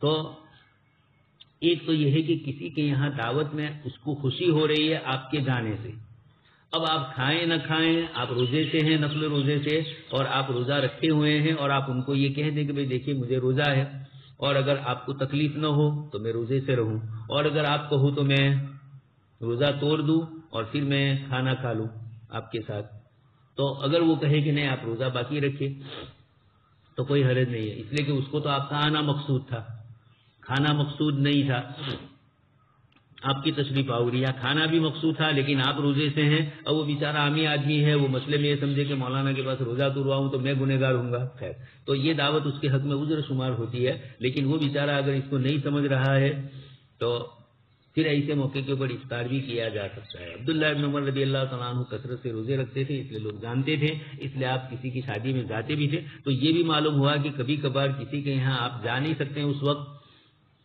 یا کھا نہیں سکتے ہیں، تو کسی اور موقع پر آپ چلے جائیں۔ باب ذہاب النساء والصبیان الی العرس، شادی کے اندر بچے اور عورتوں کا بھی جانا جائز ہے۔ مدینہ منورہ میں ایک دعوت تھی، آپ صلی اللہ علیہ وسلم وہاں تشریف لے گئے تو عورتیں اور بچے کھانا کھا کے آ رہے تھے، تو آپ صلی اللہ علیہ وسلم فقام ممتنا ابصر النبی صلی اللہ علیہ وسلم نساء والصبیان مقبلین من عرس، آپ صلی اللہ علیہ وسلم نے عورتوں اور بچوں کو دیکھا کہ وہ ایک شادی سے لوٹ رہے ہیں۔ آپ صلی اللہ علیہ وسلم فقام ممتنا، آپ صلی اللہ علیہ وسلم احسان کے طور پر، مکمل طور پر آپ صلی اللہ علیہ وسلم یعنی بڑی مستعدی کے ساتھ آپ صلی اللہ علیہ وسلم کھڑے ہوئے، حساس اور بشاش، اور آپ نے فرمایا اللہم انتم من احب الناس الیہ، یہ دعا آپ صلی اللہ علیہ وسلم نے انصار کی عورتوں اور انصار کے بچوں کو دی، اس لیے کہ ان کی قربانیاں تھی مہاجرین کے اوپر۔ مرد تو قربانی کرنا چاہتا ہے، دینا چاہتا ہے کوئی چیز، لیکن عورتیں رکاوٹ بنتی ہے، بچوں کا خیال رکاوٹ بنتا ہے، یا بچے بڑے ہیں سمجھدار ہے تو وہ کہیں گے کہ ہمیں نہیں دے رہے اور دوسروں کو دے رہے ہیں۔ یہ انصار نے جو مدد فرمائی اس میں ان کی عورتیں اور بچے بھی شامل تھے، بلکہ آپ دیکھ رہے ہیں ایک صحابی رضی اللہ تعالیٰ عنہ نے اپنا پورا باغ اللہ کی راہ میں دیا، لن تنالوا البر حتى تنفقوا مما تحبون والا، اور دوسرا قصہ ہے، اور اسی طریقے سے جہاں من ذا الذی یقرض اللہ قرضا حسنا والے آئے تھے، اس کے ضمن کے اندر ابن کثیر میں روایت آ رہی ہے کہ ایک صحابی رضی اللہ تعالیٰ عنہ کے 600 درخت تھے باغ میں، اور جیسے آیت نازل ہوئی انہوں نے آپ صلی اللہ علیہ وسلم سے فرمایا، تو اب واپس آ کر اپنی بیوی اور بچوں کو کہا کہ بھائی نکلو، یہ پورا باغ ہم نے اللہ کی راہ میں دے دیا ہے۔ ہماری عورتیں ہوتی تو یہی کہتی کہ کہیں پاگل تو نہیں ہو گئے ہو، یہ بچوں کو یتیم خانوں میں بھیجو گے، میں اپنے میکے لے جاؤں ان کو، اس طریقے کے کوئی نہ کوئی جملے ملفوظات عالیہ پہلے تو ہمت ہی نہیں ہوتی. یہ حضرات صحابہ کے نام تھے کہ 600 درخت اتنے بڑے لگے ہوئے ہیں اور وہ اللہ کی راہ میں دے رہے ہیں، اور بیوی کہہ رہی ہے کہ تمہاری تجارت بڑی نفع بخش ہے. یہ ان حضرات کے اعمال تھے، یہ ان حضرات کے کام تھے. تو یہ صحابہ کرام انصار اور مہاجرین دونوں کے آپس میں اس طرح کے مسائل تھے. تو انصار نے سخاوت سے جو کام لیا، آپ صلی اللہ علیہ وسلم نے ان کی خدمات کو سراہا. اس سے معلوم ہوا کہ دین کے لیے جو لوگ نصرت کریں، جو نصرت کا ذریعہ بنے یا رکاوٹ بن سکتے تھے اور رکاوٹ نہیں بن رہے ہیں بلکہ اور آگے بڑھا رہے ہیں، ایسے لوگوں کی بھی اکرام اور احترام کیا جائے. حضرت مولانا ڈاکٹر عبدالحی صاحب نے قصہ لکھا ہوا ہے. ایک جگہ پر دعوت میں گئے اور کھانا کھایا. کھانا کھانے کے بعد حضرت نے کچھ دعائیں دی اور فرمایا ماشاءاللہ ایسا اور ویسا. تو گھر کے اندر سے رونے کی آواز آئی بوڑھی میاں کی. پوچھا کہ کیا بات ہے؟ کہا 40 سال یا کچھ مدت بتلائی، اتنے سالوں سے اس کو میں کھلا رہی ہوں، کبھی اس نے مجھے دعائیں نہیں دی ہے اور آپ نے مجھے دعائیں دی. تو یہ چیزیں بھی ایسی ہوتی ہے. حضرت مولانا عبدالحنان صاحب رحمۃ اللہ علیہ تھے، ایسی زور سے دعا فرماتے کہ کچن تک اس کی آواز جائے تاکہ عورتیں اور دوسری اچھی چیزیں بھیجیں. خیر حضرت تو تھوڑے مزاحی تھے لیکن دعا دیتے تھے، اچھی خاصی دعائیں. یہ بھی آسان نہیں ہے دعا کسی کو دینا. آج کل تو بخل ایسا ہے کہ کسی کو دعا کے 2 الفاظ بولیں اس میں بھی ناپ تول کے ہم لوگ دیتے ہیں. تو اللہ کے نبی صلی اللہ علیہ وسلم اور بزرگوں کا معمول رہا ہے اللہم انتم، اے اللہ آپ گواہ رہیے. اور ان لوگوں کو کہا انتم من احب الناس الیہ، تم لوگوں میں مجھے سب سے زیادہ پسندیدہ ہو. اس لیے کہ جس دین کی دعوت کے لیے مدینہ منورہ میں آیا، اسی لیے آپ کو کہا دنیا میں ریفیوجی اور ایک جگہ سے دوسری جگہ جانے والوں کے ساتھ ہر زمانے میں ہوا. کہیں حالات پیش آئے لڑائیوں کے، اس کے اس کے، اور ادھر سے ادھر ہجرت کی، کہیں دین کی نسبت سے. لیکن صحابہ کرام انصار اور مہاجرین کی جو سب سے بڑا کارنامہ ہے، خاص کر کے انصار کا، وہ یہی مہاجرین کا بڑا کارنامہ اس لیے ہے کہ وہ اس مدد کی نسبت سے نہیں گئے تھے، وہ تو ایک اللہ کے دین کے لیے ہی چھوڑ کر گئے تھے. اللہ پاک نے ان کی نیتوں کو دیکھ کر اہتمام کیا کہ ان کے لیے انصار کھڑے ہو گئے اور جانی مالی عورتوں تک کی قربانی دینے کے لیے تیار ہو گئے. تو یہ انصار کی طرف سے یہ اتنی بڑی قربانی، اس پر آپ صلی اللہ علیہ وسلم نے من احب الناس الیہ فرمایا. اس سے معلوم یہ ہوا کہ جو لوگ دینی کام کے اندر مددگار ہوتے ہیں یا مدد کرنے والوں کے معاون اور مددگار ہوتے ہیں. بزرگوں نے لکھا ہے کہ جو پائے کی اینٹ ہوتی ہے، کوئی بلڈنگ بنتی ہے تو نیچے کا جو اس کا بنیاد اور فاؤنڈیشن ہوتا ہے وہ اندر ہوتا ہے، لیکن اندر یعنی چھپا ہوا ہوتا ہے. اور منارے کی اینٹ اوپر سے نظر آ رہی ہے، منارہ اوپر سے نظر آ رہا ہے. تو بزرگوں نے کہا ہے کہ پائے کی اینٹ بنو، منارے کی اینٹ مت بنو. یعنی اخلاص اور للہیت کے ساتھ اپنے عمل کو چھپاتے ہوئے کرو. تو مجھے بتلانا ہے کہ آج تک جو تاریخ میں نے پڑھی ہے اس کے حساب سے ریفیوجیوں کے لیے، امیگریشن والوں کے لیے دنیا کے اندر انصار اور مہاجرین کا جو ایک عمل ہوا ہے، ایسی نصرتیں دوسروں نے بھی کی، لیکن جو نصرت انصار نے اخلاص کے ساتھ کی ہے، ایسی مثال دنیا میں کہیں کسی ریفیوجی کے لیے نہیں ہے. پاکستان کے اندر برسوں سے رہے ہیں لیکن ابھی بھی مہاجر بولا جاتا ہے. کشمیر اس کے اندر بنگلہ دیش کے اندر ہے، یہاں سے جب ملک تقسیم ہوا تو گئے، تو جانے والوں کو یہی اسی درجے میں رکھا گیا. مہاجرین ان کو وہ ساری سہولیات نہیں دی گئی. اس کے مقابلے کے اندر انصار کو سہولت دی جا رہی ہے اپنے سے زیادہ. انصار اپنے سے زیادہ سہولت دے رہے ہیں مہاجرین کو، اور پھر کوئی اختلاف، کوئی انتشار نہیں. یہ اس طریقے کا واقعہ روئے زمین پر کہیں پیش نہیں آیا. یہ بہت بڑا کارنامہ ہے حضرات مہاجرین اور انصار دونوں کا. تو اللہم من احب الناس سے حضور نے یہ پورا آپ صلی اللہ علیہ وسلم ساروں کی خدمات کو مستحضر رکھے ہوئے تھے. کبھی بولے نہیں کہ اس کا یہ مطلب نہیں تھا کہ آپ صلی اللہ علیہ وسلم نے ان کا استحضاء نہیں کیا. حضرات انصار کے متعلق آپ صلی اللہ علیہ وسلم نے ایک ایک چیز کو پرکھا اور ایک ایک چیز کا آپ صلی اللہ علیہ وسلم ان کا خیال کرتے تھے. اور اس طریقے سے جب انصار کی عورتیں اور بچوں کو آتے ہوئے دیکھا تو آپ صلی اللہ علیہ وسلم کے سامنے وہ پوری تاریخ کا منظر آ گیا کہ ہم لوگ جب مدینہ آئے تو ان حضرات نے ہمارے ساتھ کیا عمل کیا. تو آپ صلی اللہ علیہ وسلم نے یہ دعائیں ان کو دی. اس سے بھی معلوم ہوتا ہے احسان شناسی. حل یرجو الی رأى منکرا فی دعوت، آپ دعوت میں گئے اور وہاں کوئی چیز ایسی دیکھی جو صحیح اچھی نہیں ہے تو آپ واپس جا سکتے ہیں. یقیناً حضرت عبداللہ ابن عمر اور حضرت ابو ایوب انصاری اس طرح کے ان حضرات کے جو واقعات پیش آئے اس کے متعلق یہاں ذکر کیا ہے. حضرت دعا ابن عمر ابا ایوب، حضرت عبداللہ ابن عمر رضی اللہ تعالیٰ عنہ نے حضرت ابو ایوب انصاری رضی اللہ تعالیٰ عنہ کو دعوت دی. فرآ فی البیت سترا علی الجدار، انہوں نے دروازے کے اوپر پردے دیکھے حضرت ابو ایوب انصاری نے، تو انہوں نے فقال ابن عمر غلبنا علیہ، اچھا تو ابن عمر سمجھ گئے کہ بات ایسی ہے اور حضرت اس سے پر ابو ایوب گھر تشریف لائے ہیں اور پردہ دیکھ رہے ہیں تو شاید واپس نہ چلے جائیں، تو ابن عمر نے کہنا شروع کر دیا غلبنا علیہ النساء، اس معاملے میں ہمارے پر عورتیں غالب آ گئی۔ یقینی بات ہے عبداللہ ابن عمر نے اپنی غلطی کو قبول کر لیا۔ ہمارے یہاں بھی یہی ہوتا ہے، شادی بیاہ کے موقع پر سب کو راضی کیا جائے، اللہ کو راضی کرنے کی فکر نہیں، مخلوق ناراض نہ ہو جائے۔ ہریجن بھی زیادہ قیمت مانگ رہا ہے، زیادہ پیسے مانگ رہا ہے، ناچنے گانے والے، منڈپ والے، برتن صاف کرنے والے، تو آج کے دن ان کو دے دیا جاتا ہے خوشی کے اندر، اور وہ بھی نخرے کرتے ہیں، جانتے ہیں کہ آج تو دیں گے ہی، تو وہ دے دیے جاتے ہیں۔ لیکن اللہ کا دین اور اللہ کی نبی کی سنتیں چھوٹ جائے، ٹوٹ جائے، اس کی خلاف ورزی ہو تو اس میں کوئی حرج لوگوں کو محسوس نہیں ہوتا ہے۔ خیر، تو حضرت عبداللہ ابن عمر فوراً سمجھ گئے، پردہ لٹکا ہوا تھا، کوئی ایسی چیز تو نہیں تھی، لیکن اس کے باوجود حضرت ابو ایوب انصاری نے اس کو مناسب نہیں سمجھا تھا، اس کو یہ حضرات تحسینیات میں سے، ضرورت سے زائد امور میں سے سمجھ رہے تھے، تو ہمارے اوپر عورتیں غالب آ گئی۔ حضرت ابو ایوب انصاری نے اس کے جواب میں فرمایا عبداللہ ابن عمر سے، من کنت اخشى علیہ فلن اکن اخشى علیہ، میں اور کسی پر تو خوف کر سکتا تھا کہ ان پر ان کی عورتیں غالب آ جائے، اور ایسے لوگ بہت سارے ہیں، لیکن عبداللہ آپ کے تقوی اور آپ کی پرہیزگاری، آپ کی صوفیت، اس کی روشنی کے اندر مجھے سمجھ میں نہیں آتا تھا کہ آپ کے گھر میں بھی اس طرح ہوگا۔ واللہ لا طعم لکم طعاما فرجا، حضرت ابو ایوب انصاری نکل گئے، حضرت عمر ابن خطاب کے بیٹے ہیں، اور حضرت عمر ابن خطاب رضی اللہ تعالیٰ عنہ شیطان راستہ چھوڑ دیتا تھا ان کو دیکھ کر، تو یقینی بات ہے کہ حضرت عمر کے گھر میں یہ چیزیں ہو۔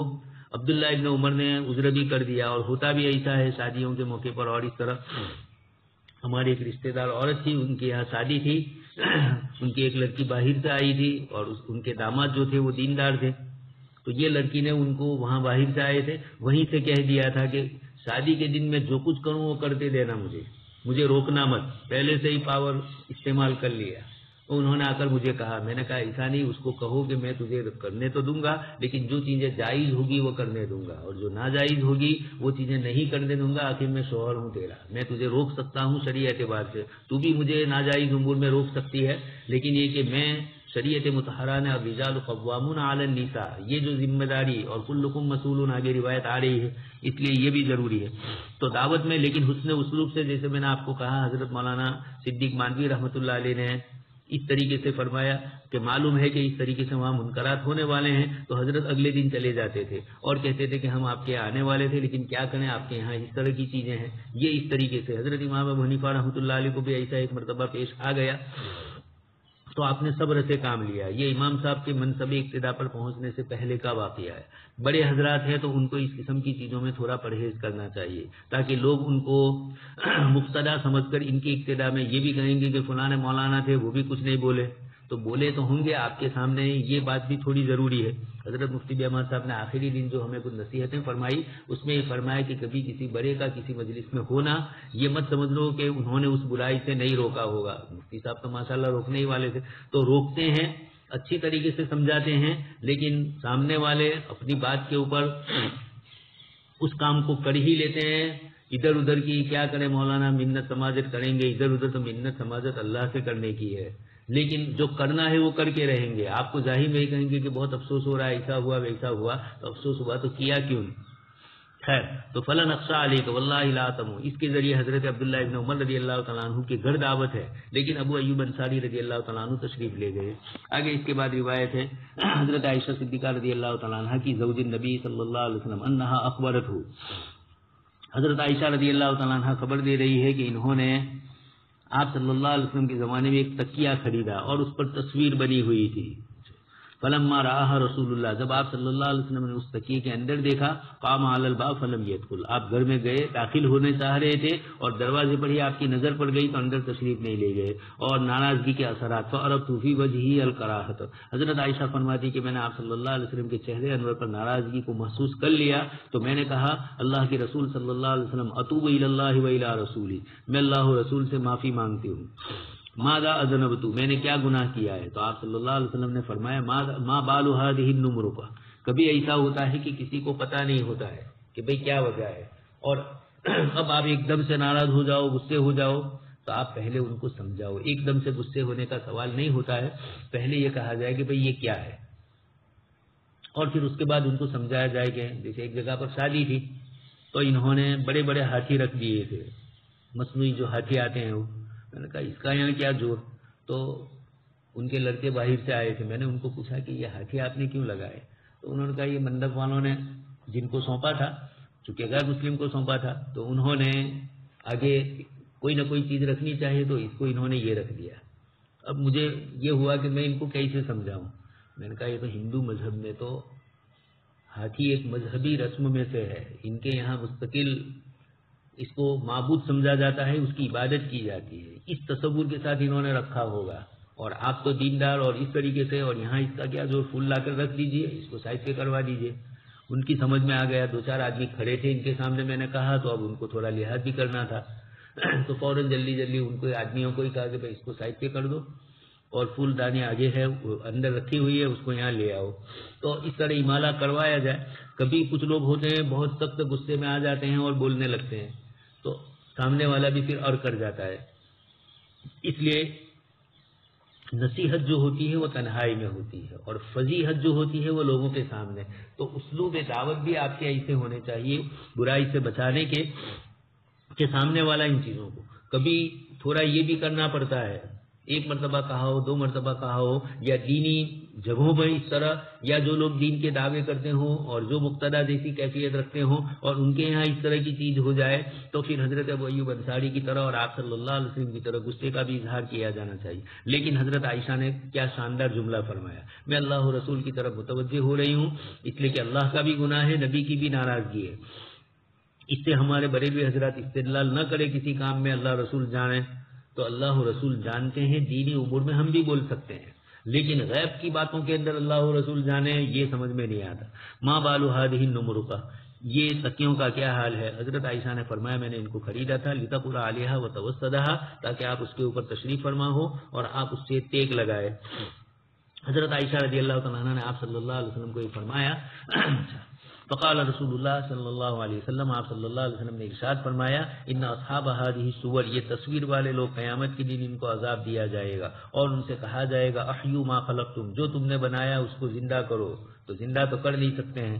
آپ صلی اللہ علیہ وسلم نے ارشاد فرمایا, ان البیت الذی فیہ الصور لا تدخلہ الملائکہ, جس گھر کے اندر تصویریں ہوتی ہیں رحمت کے فرشتے اس گھر میں آتے نہیں ہیں. یہ تصویر کے سلسلے کی ممانعت آگے بھی کتاب التصاویر آئے گی, کتاب اللباس کے اندر بھی یہ آئے گا. تو چھوٹا سا تکیہ اس کو نمرقۃ کہا جاتا ہے. آپ صلی اللہ علیہ وسلم نے تصاویر وغیرہ سے منع فرمایا, پلے سے بھی منع فرمایا, کتے کے. آپ جانتے ہیں وحی الہی کا سلسلہ تھوڑے دن تک منقطع ہو چکا تھا. باب قیام المرأة علی الرجال فی العرس وخدمتهم بالنفس, عورت کا مردوں کے خدمت کے لیے کھڑا ہونا شادی میں, اور خود ہی اپنی ہی شادی کے اندر وخدمتهم بالنفس. اس سے یہ استدلال نہ کیا جائے کہ ہمارے ہاں بچیاں, عورتیں یا شادی بیاہ کے اندر اب تو باہر سے منگواتے ہیں سروس لینے والوں کو, اور وہ بے پردہ ہوتی ہے. حلال حرام کا بھی ان کو کوئی فکر ان کو نہیں ہوتی, خبر نہیں ہوتی, بیچاری غیر ہوتی ہے. تو یہ اس طریقے کی چیزیں منع ہے.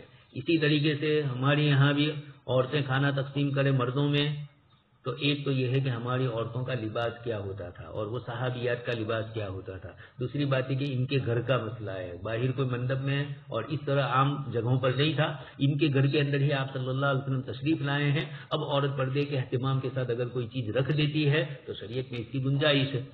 تو یہاں یہ لڑکی شادی ہو کر آئی, روایت آپ سن ہی چکے ہیں حضرت سہل والی, کہ جب لما عرس ابو اسید, حضرت ابو اسید رضی اللہ تعالیٰ عنہ کی شادی ہوئی تو آپ صلی اللہ علیہ وسلم اور صحابہ کو دعوت کے لیے بلایا. فما صنع لهم طعاما ولا قربه الیہم الا امراته, کھانے پینے کی جو کچھ چیزیں تھیں وہ سب کی سب حضرت ابو اسید کی اہلیہ محترمہ جو ابھی نئی شادی ہو کر آئی تھی انہوں نے ہی رکھا.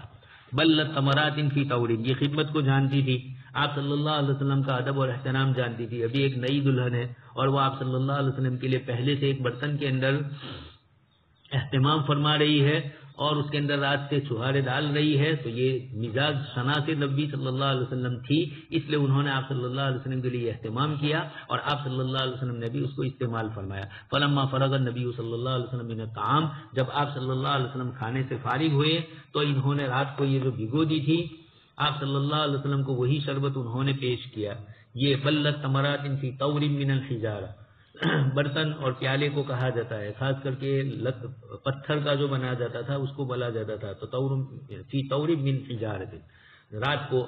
اور آگے اس کے بعد ہے اماست، کسی چیز کو پانی میں پگھلانا اور اس کو حل کرنا، اس کو پانی کے اندر مکس کر دینا.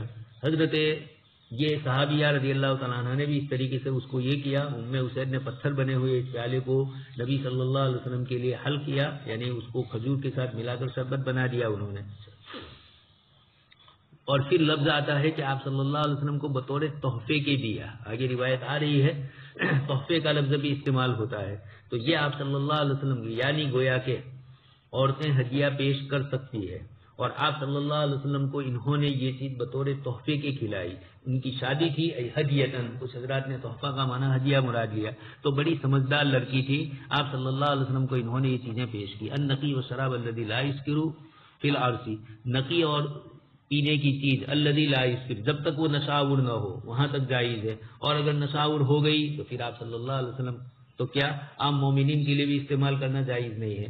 تو آپ صلی اللہ علیہ وسلم کے لیے فرمایا کہ پانی کے اندر ڈالا. اسی لیے آپ سن چکے ہیں آپ صلی اللہ علیہ وسلم جو نبیذ پیتے تھے تو گرمی کے دنوں میں بہت جلدی جلدی بنایا جاتا تھا، اور سردی کے دنوں میں 1 دن 2 دن تک رہتا تھا اور اس کے اندر اتنی خرابی نہیں آتی تھی. لیکن گرمی کے دنوں میں ٹھنڈک نہیں ہوتی تھی تو بگڑنے کے اندیشے ہوتے تھے اور نشاور ہونے کا خطرہ تھا، اس لیے اس سے منع کیا گیا. ہمارے یہاں بھی نیرا ہے، تاری اور اس طرح کی کچھ چیزیں ہوتی ہے جو بگڑ جاتی ہے اور نشاور کیفیتیں کر لیتی ہے، تو پھر ایسے موقع پر جائز نہیں. اسی طرح آپ دیکھ رہے ہیں ہمارے یہاں کھپریل میں بھی ناریل کے یعنی تروپے میں بھی اگر وہ کھلا رہ گیا یا اس کو باہر نکال دیا اور 1-2 دن کے بعد بدبو آنا شروع ہوئی اور نشے کی کیفیت ہے تو ہر وہ چیز کلو مسکرین، پھر ہر نشاور چیز اس طرح کی ناجائز ہوگی.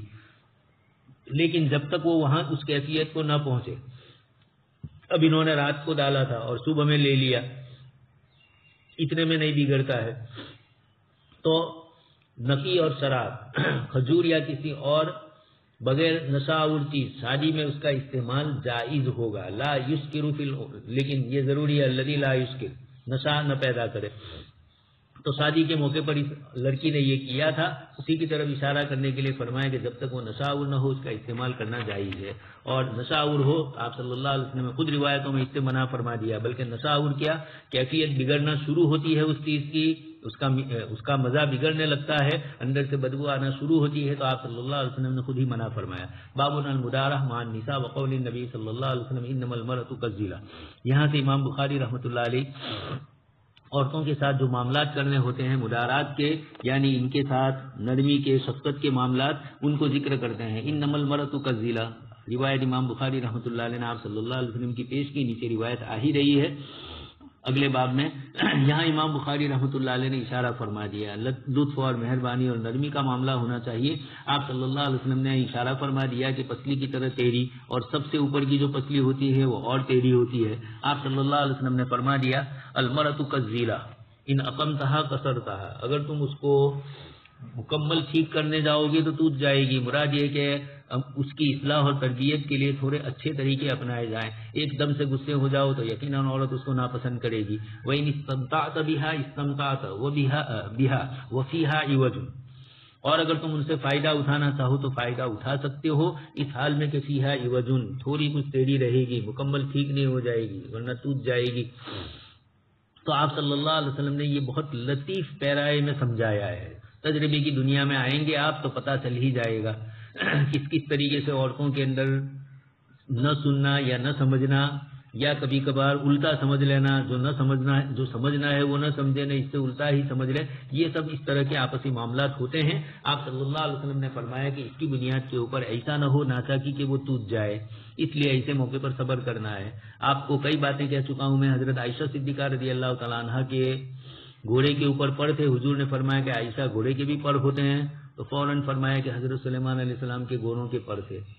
اب مولانا اور مفتی صاحب ہو تو کہا آخری زندگی 10 سال 12 سال ہم نے محنتیں کی قرآن اور حدیث کے پیچھے، اور تم ہمیں سمجھانا چاہ رہے ہو. تو اللہ کے نبی تھے، صاحب وحی تھے، آپ ہنستے رہے. اور اس طرح کے کئی معاملات روایتوں میں ذکر کیے گئے. اس کے ذریعے میاں بیوی کے تعلقات کیسے ہونے چاہیے اس کو حدیث شریف میں، چونکہ آپ صلی اللہ علیہ وسلم کی زندگی ہمارے لیے مکمل اسوہ اور نمونہ ہے، تو ایسا نہ ہو کہ چھوٹی چھوٹی چیزوں میں آپ بھی لڑو وہ بھی لڑے اور پھر اس کے بعد اسی کشمکش میں ٹوٹ گیا رشتہ چاہ کا، پھر ایسا نہ ہو کہ کسی دن ٹوٹ جائے رشتہ. تو اس لیے آپ صلی اللہ علیہ وسلم نے باتیں فرمائی. آگے بھی ہے الوساط بالنساء، عورتوں کے ساتھ اچھا سلوک کرنا. اس کی وصیت آپ صلی اللہ علیہ وسلم نے وصیت کا لفظ فرمایا جو بڑا اہتمام اور تاکید والا لفظ ہے. تو آپ صلی اللہ علیہ وسلم اللہ اور رسول پر ایمان لانے والا، من کان یؤمن باللہ والیوم الآخر، یہ جملہ بار بار فرمایا کہ اللہ کے خوف اور خشیت اور الیوم الآخر، آخرت کے حساب کتاب کا تصور، یہ ایک مومن کے لیے ایسا ہوتا ہے کہ یہ دو چیزیں اس کو آخرت کی طرف متوجہ کر دیتی ہے. بڑے سے بڑا گناہ کرنے جائے، کسی کی حق تلفی کرنے جائے اور اس وقت یہ دو جملے اس کو یاد آ جائے تو آدمی اس کو چھوڑ دیتا ہے.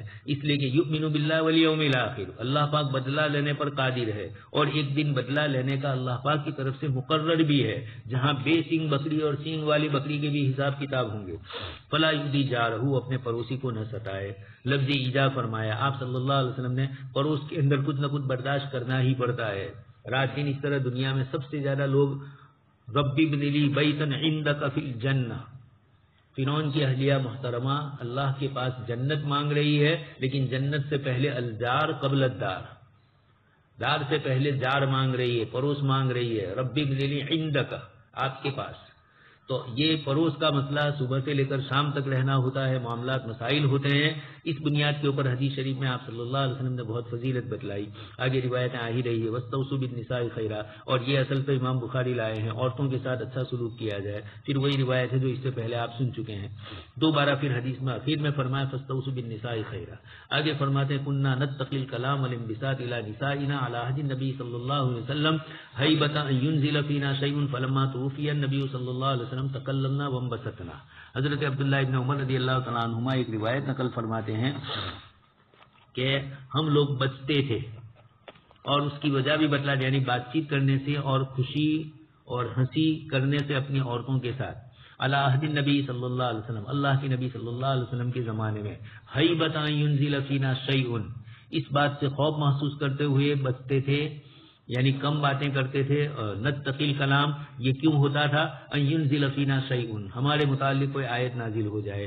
آپ صلی اللہ علیہ وسلم کے زمانے میں یہ کچھ حضرات فرماتے ہیں کہ خوشی کی چیز تھی، اس میں کیوں بات چیت نہ کریں؟ اس کا جواب محدثین یہ فرماتے ہیں کہ جب کلام اور انبساط زیادہ ہو جاتا ہے تو پھر عورت بھی کوئی بات ایسی بول دیتی ہے جو آپ کو تکلیف ہو، یا آپ کو ایسا جملہ بول دوں گے جس سے یعنی زیادہ. یہاں فارغ ہونے کے بعد میں پڑھانے کے لیے آیا تو ایک مول صاحب تھے یہیں کے فارغ اور ترک سر بھی پڑے ہوئے تھے. ایک دن آئے، انہوں نے مجھے کہا کہ دیکھو میں نے دونوں مدرسے میں پڑھا ہوا ہوں، ہمارے علاقے میں اور وہاں تھوڑا فرق ہے، سورج ضلع میں اور بھرو ضلع میں. اور پھر انہوں نے مجھے کہا کہ یہاں طالب علموں سے اگر آپ حد سے زیادہ بے تکلف ہو جاؤ گے تو وہ آپ کو بیچ دیں گے. یہ جملہ انہوں نے مجھے کہا.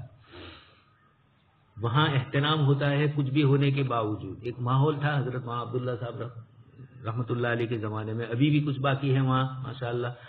تو اس طریقے کا. اور یہاں یہ ہے کہ یہاں چونکہ یہ علمی ماحول نہیں تھا اس وقت، اب تو ماشاءاللہ ہمارے علاقوں میں بھی ہو گیا اور ادب اور احترام. کبھی الٹا ہوتا ہے، یہاں جب ہوتے ہیں پڑھتے ہیں تو احترام اور ادب نہیں کرتے ہیں، اور وہاں جاتے ہیں اور وہاں سے جا کر آنے کے بعد اساتذہ کا احترام کیا ہوتا ہے وہ سمجھ میں آتا ہے. بارہا اس کے تجربے ہمیں ہوئے، دابیل میں گئے، ترکیسر میں گئے تو فرق پڑ جاتا ہے. دیوبند گئے، خیر دیوبند میں تو تھوڑے دیوبند کا بھی ایک نشہ ہوتا ہے وہ پھر ایک دوسری مصیبت ہے. دارالعلوم اپنا بڑا مقام رکھتا ہے، لیکن ہم وہاں پڑھنے کے لیے جائیں تو ہمارے دل میں تو ہمارے ان اکابرین کا، آپ کو اگر دیوبند جا رہے ہیں تو سیدھا مولانا نانوتوی رحمۃ اللہ علیہ صاحب کا واسطہ ہے، حضرت قاری محمد طیب صاحب رحمۃ اللہ علیہ سے واسطہ ہے. ان اکابرین نے اور بھی دوسرے حضرت مدنی رحمۃ اللہ علیہ انہوں نے کس طریقے سے تواضع اور انکساری سے کام لیا. ایک صاحب گئے، شیخ الہند رحمۃ اللہ علیہ کا نام سن کر کے بہت بڑے عالم ہے، یہ ہے وہ ہے، اور شیخ الہند رحمۃ اللہ علیہ راستے میں ملے تو لنگی اور بنیان کے اندر تھے. یہ سمجھا کہ کوئی کام کرنے والا ہوگا تو دے دیا سامان. یہی حال حضرت نانوتوی رحمۃ اللہ علیہ کے ساتھ ایک صاحب کو ہوا اور انہوں نے بھی سامان دے دیا. تو یہ حضرات تو اتنی سادگی کے ساتھ رہتے تھے. تو یہ چیزیں بہت ضروری ہے. خیر، مردوں کا عورتوں کے ساتھ انبساط بھی کبھی ایسا ہوتا ہے کہ یا تو کچھ نہ بولو تو کوئی جھگڑا نہیں، لیکن خوشی اور مسرت بھی نہیں، دونوں ابوسن کم تریرا رہے. اور ایک یہ ہے کہ ہنسی مذاق میں ایک دوسرے کے ساتھ بات کی، تو اب جب ہنسی مذاق زیادہ ہو جاتا ہے تو کہیں نہ کہیں کوئی جملہ سامنے والے کو برا لگ جاتا ہے، یا یہ بے تکلفی میں بہت کچھ بول دیتا ہے یا بول دیتی ہے، اور شوہر صاحب کی مزاج شناسی نہیں ہو پائی کہ حضرت کو تکلیف ہوئی، حضرت کا یہ ٹوٹ گیا اندر کا جو آپ کا ایک اپنا مقام تھا وہ، تو دونوں طرف سے اس طریقے سے خطرے ہیں. حضرت عبداللہ ابن عمر رضی اللہ تعالیٰ عنہ فرماتے تھے کہ یہ کلام اور انبساط شاید ہمیں پہنچا دے جھگڑے میں اور پھر آیت ہمارے متعلق نازل ہو، لیکن جب آپ صلی اللہ علیہ وسلم دنیا سے تشریف لے گئے تو تکلمنا وانبسطنا، اب ہمیں اطمینان ہوا کہ کوئی آیت نازل نہیں ہوگی. جو احکامات ہے آپس کے تعلقات کے وہ تو احادیث مبارکہ میں موجود ہی ہے، کتاب اللہ کی آیات کے لطیف اشارے، عبارت النس، دلالت النس، اقتضاء النس وغیرہ یہ سب اس کو بتلا رہے ہیں. لیکن اس طریقے سے خطرات جو ہو سکتے تھے کہ اس وقت کوئی آیت نازل ہوتی تو شوہر کے لیے قابل برداشت نہ ہوتی، یعنی یا عورت کے لیے، اور پریشانی ہوتی، تنگی آتی. حضرت عمر ابن عبدالعزیز رحمۃ اللہ علیہ کا ایک جملہ ہے، گناہ تنگی لاتا ہے. رات دن دنیا میں ہم دیکھ رہے ہیں جب لوگ کسی چیز پر عمل نہیں کرتے، حکومتی قانون پر بھی، تو حکومت کی طرف سے سختی آتی ہے. شریعت کا بھی یہی حال ہے کہ شریعت کی طرف سے جن چیزوں کو سختی سے منع کیا گیا، اب اگر ان پر نہیں رکیں گے تو شریعت کی طرف سے تنگی آئے گی، اسلامی حکومت ہوگی. فقہائے کرام ایک چیز دیکھیں گے کہ لوگوں کو روکنا مشکل ہو رہا ہے تو پھر حکم تھوڑا سخت لکھتے ہیں فتوے کے اندر، لوگوں کو دیکھتے ہوئے. ایک عام احوال میں فتویٰ ہوتا ہے اور ایک کسی گناہ میں عمومی طور پر ابتلا ہو جاتا ہے تو مفتی حضرات کے فتوے میں تھوڑی سختی آتی ہے تاکہ لوگ اس سے بچے. خیر، تو حضرت عبداللہ ابن عمر کا یہی کہنا ہے کہ انبساط اور بے تکلفی اتنی نہ ہو جائے کہ عورت کوئی جملہ بولے اور شوہر اپنا یہ سمجھے کہ میں فلانا مفتی صاحب فلانا ڈاکٹر ہوں، انجینئر ہوں اور مجھے یہ کہا. بہت سے لوگ ہوتے ہیں، ایک صاحب کا بھی 2-3 دن پہلے استفسار آیا کہ میں اور میری بیوی کے درمیان کچھ ہوتا ہے تو اس کے لفظ کو پوری رات تک وہ کہتے تھے مجھے کہ چباتا ہی رہتا ہوں. ان کا جملہ ہی وہ تھا، وہاں کی اصطلاح ہوگی. تو کب پوری رات بار بار نیند نہیں آتی کہ اس نے مجھے یہ کہا، بس یہی اسی کے اندر. میں نے کہا آپ نے بھی تو کچھ کہا ہوگا. اور پھر یہ روایت میں نے ان کو سنائی کہ اس طریقے کی روایتیں ہیں، اس بنیاد کے اوپر یہ تو جھگڑے ہوتے ہی رہیں گے اور پھر صبح میں دونوں ایک دوسرے کے ساتھ مل جائیں گے. مولانا قاسمی صاحب تھے دہلی میں، بڑے اچھے مقرر تھے، ترک بھی آئے، ہم لوگ پڑھتے تھے اس وقت. تو انہوں نے ایک دن کہا کہ بیوی یہ ٹونک ہے، فارغ ہونے والوں کو کہا جا رہا ہے. کہا کہ ٹونک جس طرح پاور دیتی ہے، قوت دیتی ہے، اس طریقے سے آدمی صبح سے لے کر شام تک تھکا ہوا ہے اور اب گھر گیا لیکن وہاں پھر دوسرے فتنے کھڑے ہوں. اس لیے عورتوں کو بھی کہا گیا کہ شوہر تمہارے لیے یہ کرتا ہے وہ کرتا ہے تو تم بھی اس کے ساتھ اس طرح رہو. تو دونوں طرف سے ہے. آگے والے آیت ذکر کی جا رہی ہے قوا انفسکم واہلیکم نارا، اپنے کو اور اپنے گھر والوں کو آگ سے بچاؤ. یہ روایت کلکم رائن وکلکم مسئول عن رعیتہ، مشہور روایت ہے. سب کو ذمہ دار بنایا ہے. اسلام میں بے ذمے یعنی کسی کی کوئی ذمہ داری نہ ہو، بغیر لگام کے ہو. اسلام میں لگام سب کے اوپر ڈالی ہوئی ہے، لگام بھی ڈالی ہوئی ہے اور اس کی لگام دوسرے پر بھی رہے گی. فالامام رائن وہو مسئول، امام ذمہ دار ہے اور وہ امام اپنی رعیت کی نگرانی کرنے والا ہے اور وہ ذمہ دار ہے. استاد ذمہ دار ہے اور انتظامیہ میں بری امر پر گئے تو وہ بھی ذمہ دار ہے سب کا ہر اعتبار سے. والرجل راعٍ علی اہلہ، آدمی اپنے گھر والوں پر رائی ہے، نگران ہے اور وہ ان کا ذمہ دار ہے. عورت نگران ہے اپنے شوہر کے گھر کے سلسلے میں، یعنی گھر میں مراد اولاد میں اور مال میں، اور بندہ غلام نگران ہے اپنے آقا کے مال میں. ملازمین اور اس طرح کے حضرات جہاں جہاں ملازمت ہم کرتے ہیں اداروں میں تو ہم بھی اس ادارے کی اس اعتبار کے ذمہ دار ہیں. الا وکلکم راعٍ وکلکم مسئول. یہ سماج اور معاشرے کو ایک دوسرے کے ساتھ اس طریقے، اس کے افراد کو ایک دوسرے کے ساتھ اس طریقے سے ضبط اور ربط کے ساتھ شریعت مطہرہ نے جوڑ دیا کہ کوئی چھوٹنے نہ پائے، کسی کی کوئی ذمہ داری نہ ہو، مرفوع القلم ہو. یہ تو پاگل آدمی ہوتا ہے، بچہ ہوتا ہے، غلام ہوتا ہے. کلکم راعٍ، اس روایت نے بتلا دیا اپنی بیوی بچوں کے اوپر تمہاری نگرانی ہے. لیکن سمجھانے کا سلیقہ اور طریقہ، نفسیات کی مہارت ہونی چاہیے کہ کس وقت کس چیز کو کہا جائے. حسن المعاشرہ مع الاہل، گھر والوں کے ساتھ اچھا سلوک کرنا. آپ صلی اللہ علیہ وسلم نے اس کو بھی ذکر فرمایا. حضرت عائشہ صدیقہ رضی اللہ تعالیٰ عنہ کی لمبی روایت ہے، ذرا اس کو سنتے رہیے. اس کو حدیث ام زرع بھی کہا جاتا ہے. آپ صلی اللہ علیہ وسلم نے 11 عورتوں کی بات حضرت عائشہ صدیقہ رضی اللہ تعالیٰ عنہ نے فرمائی یا آپ صلی اللہ علیہ وسلم نے فرمائی اور حضرت عائشہ صدیقہ رضی اللہ تعالیٰ عنہ نے اس کو نقل کیا. تو حضور نے فرمایا چونکہ نسبت حضور کی طرف ہو رہی ہے اس لیے محدثین اس روایت کو حضرت عائشہ کی طرف منسوب نہیں فرما رہے ہیں، بلکہ یہی کہہ رہے ہیں کہ آپ صلی اللہ علیہ وسلم نے ہی بیان کیا۔ حضرت عائشہ پر موقوف ہے روایت، لیکن روایت کے اخیر میں جملہ آ رہا ہے کنتی لکی کا ابی ذر لأمی ذرا۔ یہ الفاظ جو آپ صلی اللہ علیہ وسلم کی روایت کے اخیر میں آ رہے ہیں، اس سے یہی معلوم ہوتا ہے کہ آپ صلی اللہ علیہ وسلم حضرت عائشہ نے سنایا، حضور نے سنا، اور اب حضرت عائشہ لوگوں تک اس کو پہنچا رہی ہے، تو اللہ کے نبی نے اس کو سنا ہے۔ بخاری کے علاوہ مسلم، ترمذی، نسائی وغیرہ میں یہ روایت موجود ہے۔ ترمذی سے یہ معلوم ہوتا ہے اور صحیح سے بھی کہ سارا قصہ حضرت عائشہ نے بیان کیا، اور آخری جملہ آپ صلی اللہ علیہ وسلم کا ارشاد ہے، لیکن دوسرے حضرات نے نسائی، طبرانی وغیرہ نے اس پوری روایت کو مرفوعاً بھی ذکر کیا ہے۔ اچھا، حافظ ابن حجر اسقلانی فرماتے ہیں کہ صحیح وغیرہ میں بھی یہ حدیث مرفوعاً موقوفاً مروی ہے، اور لفظ سارا کا سارا قصہ موقوف ہے، لیکن حکماً اس کو مرفوع کہا جائے گا کہ حضور کے سامنے انہوں نے کہا تو حضور سے سنی ہوئی ہی ہوگی۔ خیر، اب یہ 11 عورتوں کا قصہ ذکر کر کے امام بخاری یہ کہنا چاہتے ہیں حسن معاشرت، کہ کبھی کبھار آپ اپنی بیوی کو کوئی قصہ کہانی سناؤ، کبھی وہ سنائے گی، اچھا وہ سنائے گی تو وہ اپنے انداز میں سنائے گی، اور آپ اصولی ہے، فقیہ ہے، محدث ہے، تو چھوٹی چھوٹی چیزیں بھی آپ کو سننا پڑے گی۔ اللہ کے نبی ہے، اور یہاں عورتیں اپنی جو گفتگو کرتی ہے اپنے شوہروں کے متعلق، اس کلام کو یہاں نقل کیا گیا حضرت عائشہ رضی اللہ تعالیٰ عنہ کی طرف سے، اور اللہ کے نبی صلی اللہ علیہ وسلم اس کو توجہ سے سن رہے ہیں۔ تو کبھی بیوی کی ایسی بات ہو جو آپ پڑھ چکے ہیں، قصہ سن چکے ہیں، تو ابھی خالی خالی اس طرح ہی چہرہ بنانا کہ گویا آپ کے لیے نیا ہے، اور یہ بھی کہنا کہ اچھا ایسا ہے، میں نے تو کبھی سنا ہی نہیں، ماشاءاللہ۔ یہ اس طریقے سے یہ صلح وغیرہ، جھوٹ وغیرہ سب جائز ہے میاں بیوی کا، لیکن ایسا جھوٹ نہ ہو جو شرعی اعتبار سے قباحت والا ہے اور جس کی یہاں ضرورت نہیں تھی، حسن معاشرت کے لیے جائز ہے۔ جلس 11 امراتن، حضرت عائشہ فرماتی ہے کہ 11 عورتیں بیٹھی۔ پھر یہ مسئلہ ہے کہ یہ 11 عورتیں کہاں کی تھی، جزیرۃ العرب کی تھی یا یمن کی تھی یا خود مکہ مکرمہ ہی کی تھی۔ فتعاہدنا وتعاقدنا اللہ یکتمن من اخبار ازواجہن شیئا، آپس میں ان 11 عورتوں نے بیٹھ کر یہ مشورہ کیا کہ ہم میں سے ہر ایک اپنے شوہر کے متعلق بات کہے گی۔ یہ جاہلیت کے قصے ہیں، اور پوری بات نقل کر دے گی، یعنی اپنے شوہر کی کوئی چیز چھپائے گی نہیں، حالانکہ حدیث شریف میں ویسے فرمایا گیا ایک دوسرے کے عیوب کو چھپایا جائے، ایک دوسرے کی باتوں کو لوگوں کے سامنے ذکر نہ کیا جائے۔ اس لیے حضرت عمر رضی اللہ تعالیٰ عنہ کے عہد خلافت کے اندر جب میاں بیوی کے کیس آتے تھے تو حضرت عمر یہی فرماتے تھے کہ تم لوگ اس مسئلے کو خود بخود گھر میں حل کرو، قرآن نے جو اس کی ترتیب بتلائی ہے، شوہر اور بیوی پہلے حل کرے، اور اگر ان دونوں سے حل نہیں ہو رہا ہے، بسترا الگ کر دے، ضربن غیر مبرحین روایت میں جو فرمایا، اور تو پھر اس کے بعد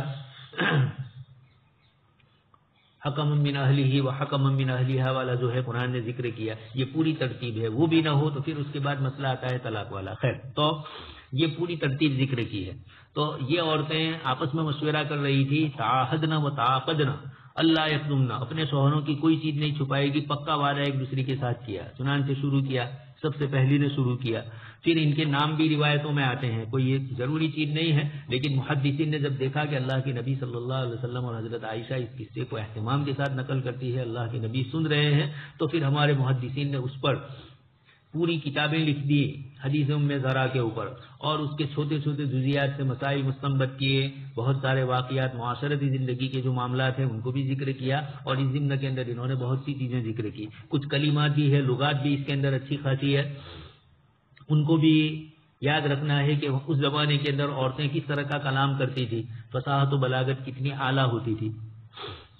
تو کچھ حضرات نے یہ کہا کہ حضرت عائشہ رضی اللہ تعالیٰ عنہ کو حضرت ابوبکر صدیق رضی اللہ تعالیٰ عنہ کے مال کے اوپر کچھ فخر تو نہیں کہیں گے، لیکن کچھ تھوڑا ہلکا پھلکا ناز تھا کہ میرے والد صاحب کے پاس یہ تھا وہ تھا۔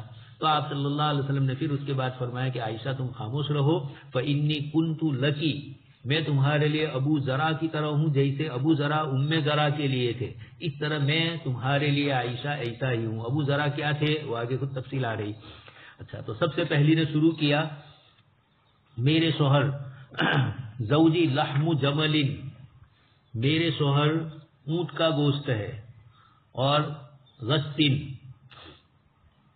غسن کا معنی کمزور اور پتلا، اور پھر کہاں ہے، علی رأس جبل، پہاڑ کے اوپر ہے، اوپر کی چوٹی پر، لا سہل یا لا سہل فیرتقى، نہ نرم ہے کہ اس پر چڑھا جائے، ولا سمین، اور نہ اتنا بھوتا ہے کہ فینتقل، اس کو لیا جائے۔ اس عورت نے اپنے شوہر کے متعلق کہا کہ اونٹ کا گوشت، ویسے عربوں کے اندر اونٹ کے گوشت کو اتنا زیادہ پسند نہیں کیا جاتا تھا، پھر وہ کمزور ہو تو بالکل ایک تو پسندیدہ نہیں اور پھر اوپر سے کمزور۔ اس عورت نے اپنے شوہر کی مذمت کی ہے یا تعریف کی ہے؟ کچھ حضرات عمومی طور پر یہ فرماتے ہیں کہ اس نے اپنے شوہر کی برائی ہی کی ہے، اس لیے کہ شوہر کو لحم جبل کہا، ایک تو وہ برائی، اور پھر غصن کہا، اور پھر علی رأس جبل، وہ ہے بھی بہت اونچے، تو گویا کہ اس کے بخل کو بھی بتلایا، کنجوسی کو بھی بتلایا، یہ تو لاگی گوشت جو ذکر کیا اس سے تشبیہ دی، اور اس کی بد اخلاقی کو تشبیہ دی کہ پہاڑ کی چوٹی کے ساتھ تشبیہ دی کہ پہاڑ کا راستہ بھی آسان نہیں، اور پھر چوٹی اوپر، اور تو کہا کہ یہ مشقت، چڑھنے کی مشقت بھی برداشت کر لی جائے، اور وہ گوشت کسی کام کا ہوتا تو آدمی چڑھے بھی، تو یہ اس کی خدمت کرنا اور اس کے ساتھ رہنا یہ نہیں۔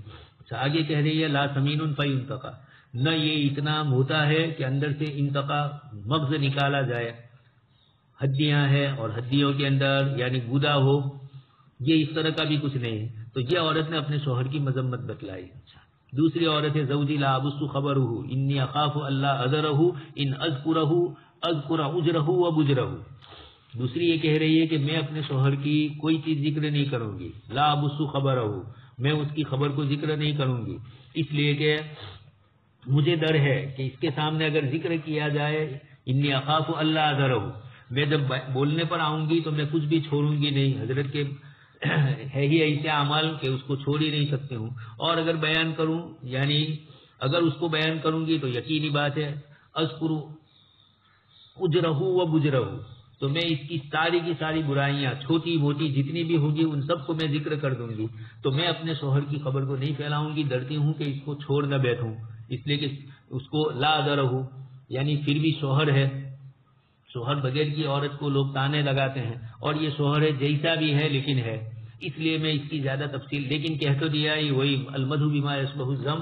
اور اسی طریقے سے کبھی ہم یہ تو نہیں کہتے ہیں لیکن یہ کہہ رہے ہیں اس طرح کر کے بھی کہہ دیتے ہیں ان اذکرہ اذکر اجرہ و بجرہ، یہ اجرہ و بجرہ، اس عورت نے جو جملے استعمال کیے، ایک تو یہ کہا ہے محدثین نے کہ اپنے شوہر کی مذمت کرتی ہے کہ اس کی خبر نہیں پھیلاؤں گی چونکہ مجھے اندیشہ ہے کہ اس کی خرابیاں شمار کروانا چاہوں گی تو حضرت کی اتنی خرابیاں ہیں کہ رکنا کا نام نہیں ہوگا، اور پھر میری طبیعت میں اس کے متعلق خود کراہت اور بڑھ جائے گی لوگوں کے سامنے کہہ کر، یا کوئی اور چڑھائے گی، تو اندیشہ ہے کہ اس کو چھوڑنے بیٹھوں۔ اللہ اذرہ اصل ہے لا زائد ہے، میں خوف کرتی ہوں کہ اس کو چھوڑ دوں، انی اخاف ان اذرہ، لیکن لا زائد استعمال ہوا، جیسے شیطان والی آیت کے اندر حضرت آدم علیہ السلام کو سجدہ کرنے والے آیت کے اندر بار بار آپ دیکھتے ہیں کہ وہاں لفظ آیا ہے قرآن کریم میں لا زائد ہے وہاں،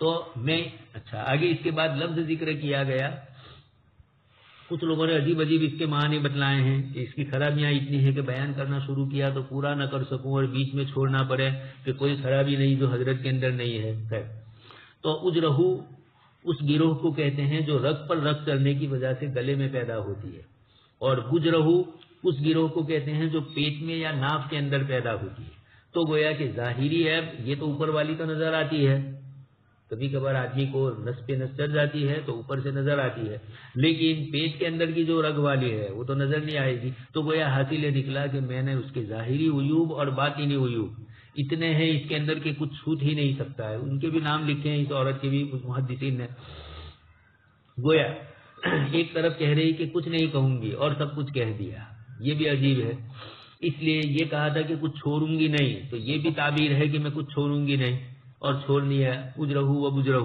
یہ ایک کسی کی مذمت کرنے کا ایک اچھا انداز ہوتا ہے، جو کچھ کہنا ہے وہ سب کچھ کہہ دیا اور اس کے بعد بھی کہے کہ نہیں بھائی میں کچھ نہیں کہوں گا، میں کہنے جاؤں گا تو ایسا ہوگا، اور یہ کہہ کر بھی اس کے بعد تیسری عورت کا قصہ ذکر کرتے ہیں، وہ کہتی ہے میرا خاوند زوجی العشنق، لمبا اور اتنا لمبا کہ جو پسندیدہ نہ ہو لوگوں کو، اس لیے کہ پھر جب وہ بہت لمبا ہوتا ہے تو اس کے سر اور اس کے بدن کے اندر کے جو رگیں ہیں تو خون اوپر دوران خون دماغ تک نہیں ہوتا، اور پھر حضرت کے ملفوظات عالیہ ایسے ہی ہوتے ہیں، ہم نے کئی دیکھے ایسے لوگوں کو، اسی لیے لمبو میاں بھی لوگ بولتے ہیں کچھ لوگوں کو، اور پھر وہ بیچارے بولتے ہیں تو ایسا ہی ہوتا ہے، ایسی بات کر دیتے ہیں جو سمجھ میں ہی نہ آئے۔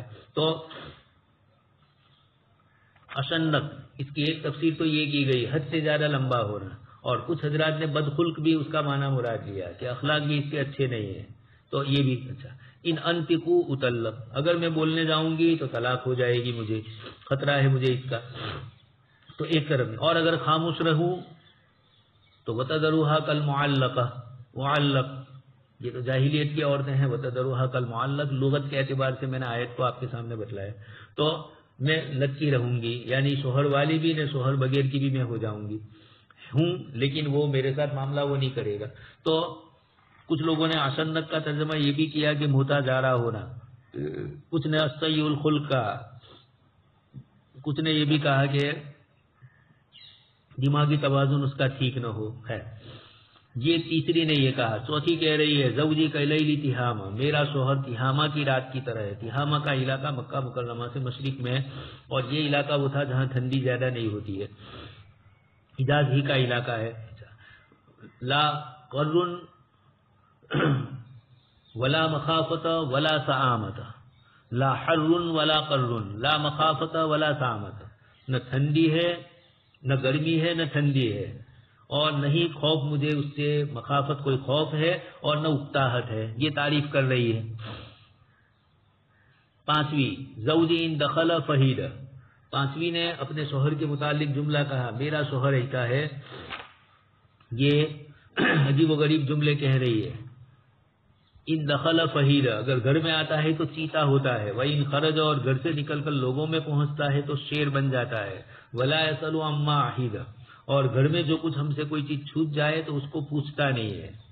یہ جملے بظاہر تعریف والے معلوم ہوتے ہیں، لیکن کچھ حضرات نے اس کو تعریف کے لیے بھی لیا اور کچھ حضرات نے مذمت کے لیے بھی لیا۔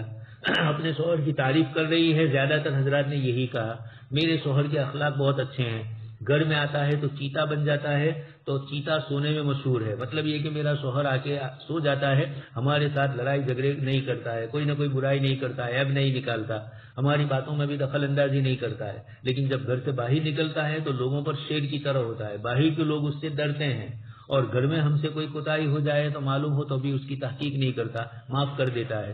اور کچھ حضرات کہتے ہیں کہ نہیں اس نے برائی بیان کی، گھر آتا ہے تو چیتا جس طرح پڑا رہتا ہے، سو جاتا ہے، یہ بھی اس طریقے سے گھر کے کام کاج کے متعلق کچھ نہیں پوچھتا، کھانے پینے کا ہمارا کیا حال ہے، ہماری کیا ضرورتیں ہیں، اس سلسلے کے اندر حضرت کو کوئی پڑی نہیں ہے۔ اور جب باہر نکلتا ہے تو جس طرح شیر کمزور جانوروں کے اوپر حملہ کرتا ہے، اس طریقے سے یہ بھی باہر والوں کے ساتھ یہ معاملہ کرتا ہے، تو ہماری ضرورتوں کا علم ہوتا ہے پھر بھی کوئی سوال نہیں کرتا، اور باہر جا کر لوگوں کے ساتھ بھی لڑائی جھگڑا ہی کرتا ہے۔ ولا يسأل عما عهد، ہمیں کچھ پوچھتا ہی نہیں ہے کہ گھر کے کیا مسائل ہیں، تو یہ مذمت ہوئی۔ خیر اب وہ تو عورت جانتی ہوگی جس نے کہا ہوگا، محدثین کا عمومی رجحان یہ ہے کہ اس نے اپنے شوہر کی تعریف کی ہے۔ قالت السادسہ، چھٹی نے فرمایا زوجی ان اکل لفا، یہ بھی عجیب جملے ہیں، میرا خاوند ایسا ہے، ان اکل لفا، اکل لما، پورا کا پورا حضرت کھا ہی جاتے ہیں، پیٹو بولتے ہیں اردو میں اس کو، پیٹ بھرا ہے اس کا، اچھا تو کھاتا ہی لگتا ہے۔ اور پینے کے لیے جائے ان شریبہ، اگر پینے کے لیے تو اشتفا، سب کچھ کھینچ لے، مراد یہ کہ کچھ بھی باقی نہ رکھے۔ وَإِنِ اسْتَدَا، اور اگر وہ سوتا ہے تو التفا، لپٹے ہوئے کپڑوں کے اندر الگ سے ہوتا ہے۔ اور آگے جملہ کہا وَلَا يُولِجُ الْكَفَّ لِيَعْلَمَ الْبَثَّ، اور وہ ہاتھ نہیں ڈالتا ہے، وَلَا يُولِجُ الْكَفَّ، تاکہ وہ جان لے پریشانی کو یا جسم کے حصے کو۔ یہ ظاہری ترجمہ ہے، مطلب یہ ہے کہ میرا شوہر اگر کھاتا ہے تو سب کچھ کھا جاتا ہے، یہ خیر یہ تو مذمت ہی ہوئی، پیتا ہے تو اشتفا، تو لفن باب نصر ینصر سے ہے، اس کا معنی لپیٹنا، تو اقل لف، اور آگے آ رہا ہے ان استجا التف، وہ باب افتعال سے، اور یہ مجرد سے، مجرد اور مزید فی، لفن کا معنی لپیٹنا۔ استفا یہ بھی باب استعال سے، استفاف اس کا معنی ہے برتن میں جو کچھ رہ جائے وہ سارا ست کر جائے، مکمل صاف کر دے، تو استفا کا معنی شفاف، صاف ہو جائے۔ التفاف کا معنی لپٹنا، ان استجا التفا، جب وہ سوتا ہے تو التف، سوتا ہی رہتا ہے، لپٹ جاتا ہے زمین سے. اور ولا یعلم البس، بس کا معنی غم اور پریشانی. یہ اپنے شوہر کی تعریف بھی کر رہی ہے، برائی بھی، لیکن برائی زیادہ ہے. تعریف کی شکل یہ کہ کھاتا ہے تو سب کچھ کھا لیتا ہے، نخرے نہیں کرتا ہے، یہ مطلب ہوا. لیکن لفن اس کا معنی جو آتا ہے وہ اس طرح نہیں آتا ہے. عمومی طور پر اس کا مفہوم یہی ہوتا ہے سب کچھ ہضم کرنا ہی ہوتا ہے. لیکن خیر اس کے کلام میں کچھ اچھائی بھی محسوس کروائی جائے، یعنی دونوں پہلو بتلائے جائیں. اگرچہ ظاہری پہلو کھانے پینے کی اتنی زیادہ زیادتیاں اور سونے کے اندر بھی یہ تو کھا پی کے سو کر پڑے رہنے والی کا مسئلہ ہوا. اور اخیر کا جملہ یہ بھی کہہ رہا ہے ولا یولج الکف لیعلم البس، اس میں دونوں باتیں آ گئی. صحبت نہیں کرتا عورت کے ساتھ یہ بھی آ گیا، اور اس کے ساتھ ساتھ یہ بھی آ گیا کہ اپنی ہتھیلی داخل نہیں کرتا. لیعلم البس یعنی گھر کے اندر کچھ پریشانی ہے، کیا کس طرح گھر میں گزر رہی ہے. حضرت تو خود کھا لیتے ہیں، ہمارے کھانے کا فکر ہی نہیں کرتے ہیں. تو یہ بھی ہو گیا. تو ایک تو یہ ہوا، دوسرا یہ ہوا کہ جو کچھ مل جاتا ہے کھا لیتا ہے، کوئی کسی قسم کا تصنع اور بناوٹ نہیں کرتا ہے. پیتا ہے تو ہر قسم کی چیز پی لیتا ہے. دسترخوان پر کھانے پینے کی چیزیں اس کے دسترخوان پر بہت وسیع ہے. یہ بھی اشارہ ہو گیا کہ حضرت بڑے سخی ہے. اور عیوب جاننے کے لیے دوسروں کی فتن میں ہاتھ نہیں ڈالتا، یعنی استضاء التف، سوتا ہی رہتا ہے. اور چوتھا بتلایا ولا یولج الکف، ہتھیلی کو داخل نہیں کرتا ہے، کسی کے دروازے میں اندر سے جھانکتا نہیں ہے. لیعلم البس سے کسی کی جاسوسی اور توہ میں نہیں رہتا ہے، نہ کسی کی نہ ہماری. یہ ہوا. اور برائی کی شکل آپ سن ہی چکے ہیں، سب کچھ کھا لیتا ہے، پی لیتا ہے. کثیر الطعام کثیر الشراب، عربوں کے اندر یہ. اور قلیل الجماع. ولا یولج الکف لیعلم البس سے جو اشارہ ہے، بس ان کا معنی غم، تو غم کو جانتا نہیں، اس لیے کہ اپنی ہتھیلی ڈالتا ہی نہیں ہے. اس کا ایک مطلب صحبت سے کنایا ہوتا ہے. جیسے ایک اور عورت کے متعلق بھی اپنے شوہر کے متعلق اس نے یہی جملہ کہا ہے ذخیرہ احادیث کے اندر. اور اسی طریقے سے حضرت صفوان ابن معطل رضی اللہ تعالیٰ عنہ، ان کے متعلق بھی حضرت عائشہ کی روایت میں آپ سن چکے ہیں، کبھی کسی عورت کے ساتھ انہوں نے اپنا ہاتھ ہی نہیں ڈالا، وہاں یہی کسی کے کنف کو نہیں کھولا. مراد یہی ہے کہ اپنی بیوی کو بھی نہیں، اجنبی کے ساتھ بھی کوئی اس طرح کی چیز نہیں ہوئی. یہ سچی عورت کی دونوں چیزیں ہیں، برائی بھی ہے اور مذمت بھی ہے. لیکن مذمت کے اندر زیادہ ہے، اس لیے کہ عربوں کے یہاں زیادہ کھانے والا پسند نہیں ہوتا تھا.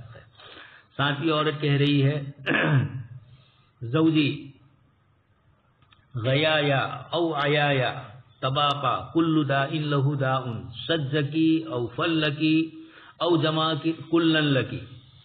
بہت شاندار جملے اس نے بھی کہے ہیں.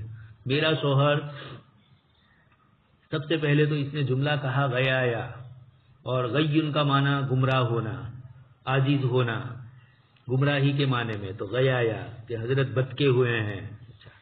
دوسرا او عیایا، وہ تو ہے ہی، وہ نہ ہو تو حضرت عاجز بھی ہے، کمزور بھی ہے.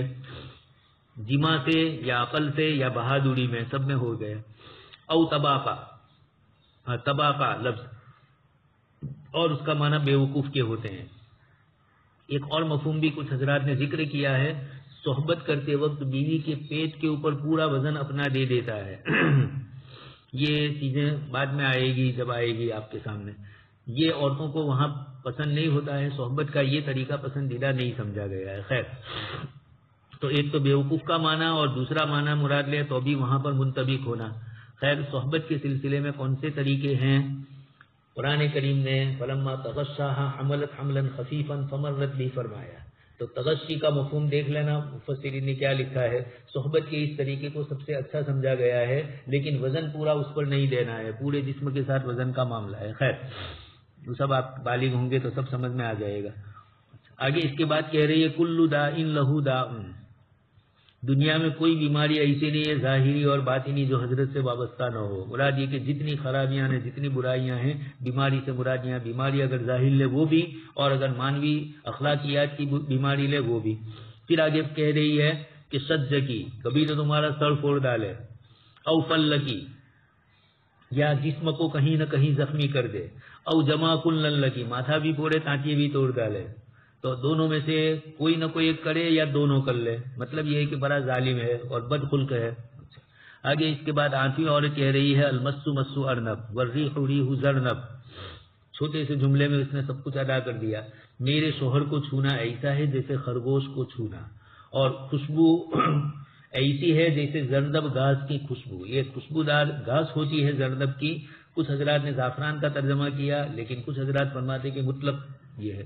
اچھا, مطلب یہ ہے کہ میرا شوہر خرگوش کی طرح نرم و نازک ہے. اس کے جسم کی بناوٹ کی طرف بھی اس نے اشارہ کر دیا اور اس کی ملاحت کی طرف. اور والریح ریح زردب کے ذریعے بدبودار نہیں رہتا ہے, صاف ستھرے لباس والا, صاف ستھرے جسم والا ہوتا ہے, اس کے جسم سے خوشبو بھی آتی ہے. تو یا تو خوشبو استعمال کرتا ہے, تو بدن کی بھی نرمی اور اس کے ساتھ ساتھ اس کے بدن سے خوشبو, یعنی یہ تعریفی کے دونوں جملے ہیں. اچھا, آگے 9ویں عورت کہہ رہی ہے زوجی رفیع العماد, اپنے شوہر کے متعلق کہہ رہے رفیع العماد, بڑے ستون والا. اس سے اشارہ ہے کہ اس کے مکان بڑے موٹے موٹے نے, اونچے اونچے. جیسے آپ مسجد دیکھ رہے ہیں اس کی اونچائی, اور اسی طرح پرانی مسجدوں کو دیکھو, جمعہ مسجد اور اس طرح کی, تو اس کی نیچے فرش سے لے کر چھت تک بہت بڑی دونوں کے درمیان فاصلہ ہوتا ہے, اور بڑے بڑے پتھر کے ستون ہوتے ہیں. یہاں بھی مسجد میں دیکھ لیا آپ نے, ابھی 2-3 دن پہلے لوگوں نے, بلکہ 10-15 دن پہلے جامع مسجد کا اس میں جو جتنے ستون ہے اس کو بھی ذکر کیا. خیر یہ تو چھوٹی مسجد ہے, احمد آباد کی جامع مسجد دیکھ لیجئے, اس میں اس سے بھی زیادہ ستون ہے. تو یہ جو بڑے بڑے مکان بناتے ہیں تو مالداری کی طرف اشارہ. رفیع میرے شوہر اپنے شوہر کے متعلق کہہ رہے رفیع العماد, عمود ستون, اس کے ستون بھی لمبے, تو گھر بہت بڑا. سخاوت کی طرف بھی آگے اشارہ ہو رہا ہے. طویل النجات, اچھے پرتلے والا, تو ستون بھی لمبے, طویل النجات, قد کی لمبائی کی طرف بھی اشارہ کہ ماشاءاللہ اونچا موٹا تازہ ہے.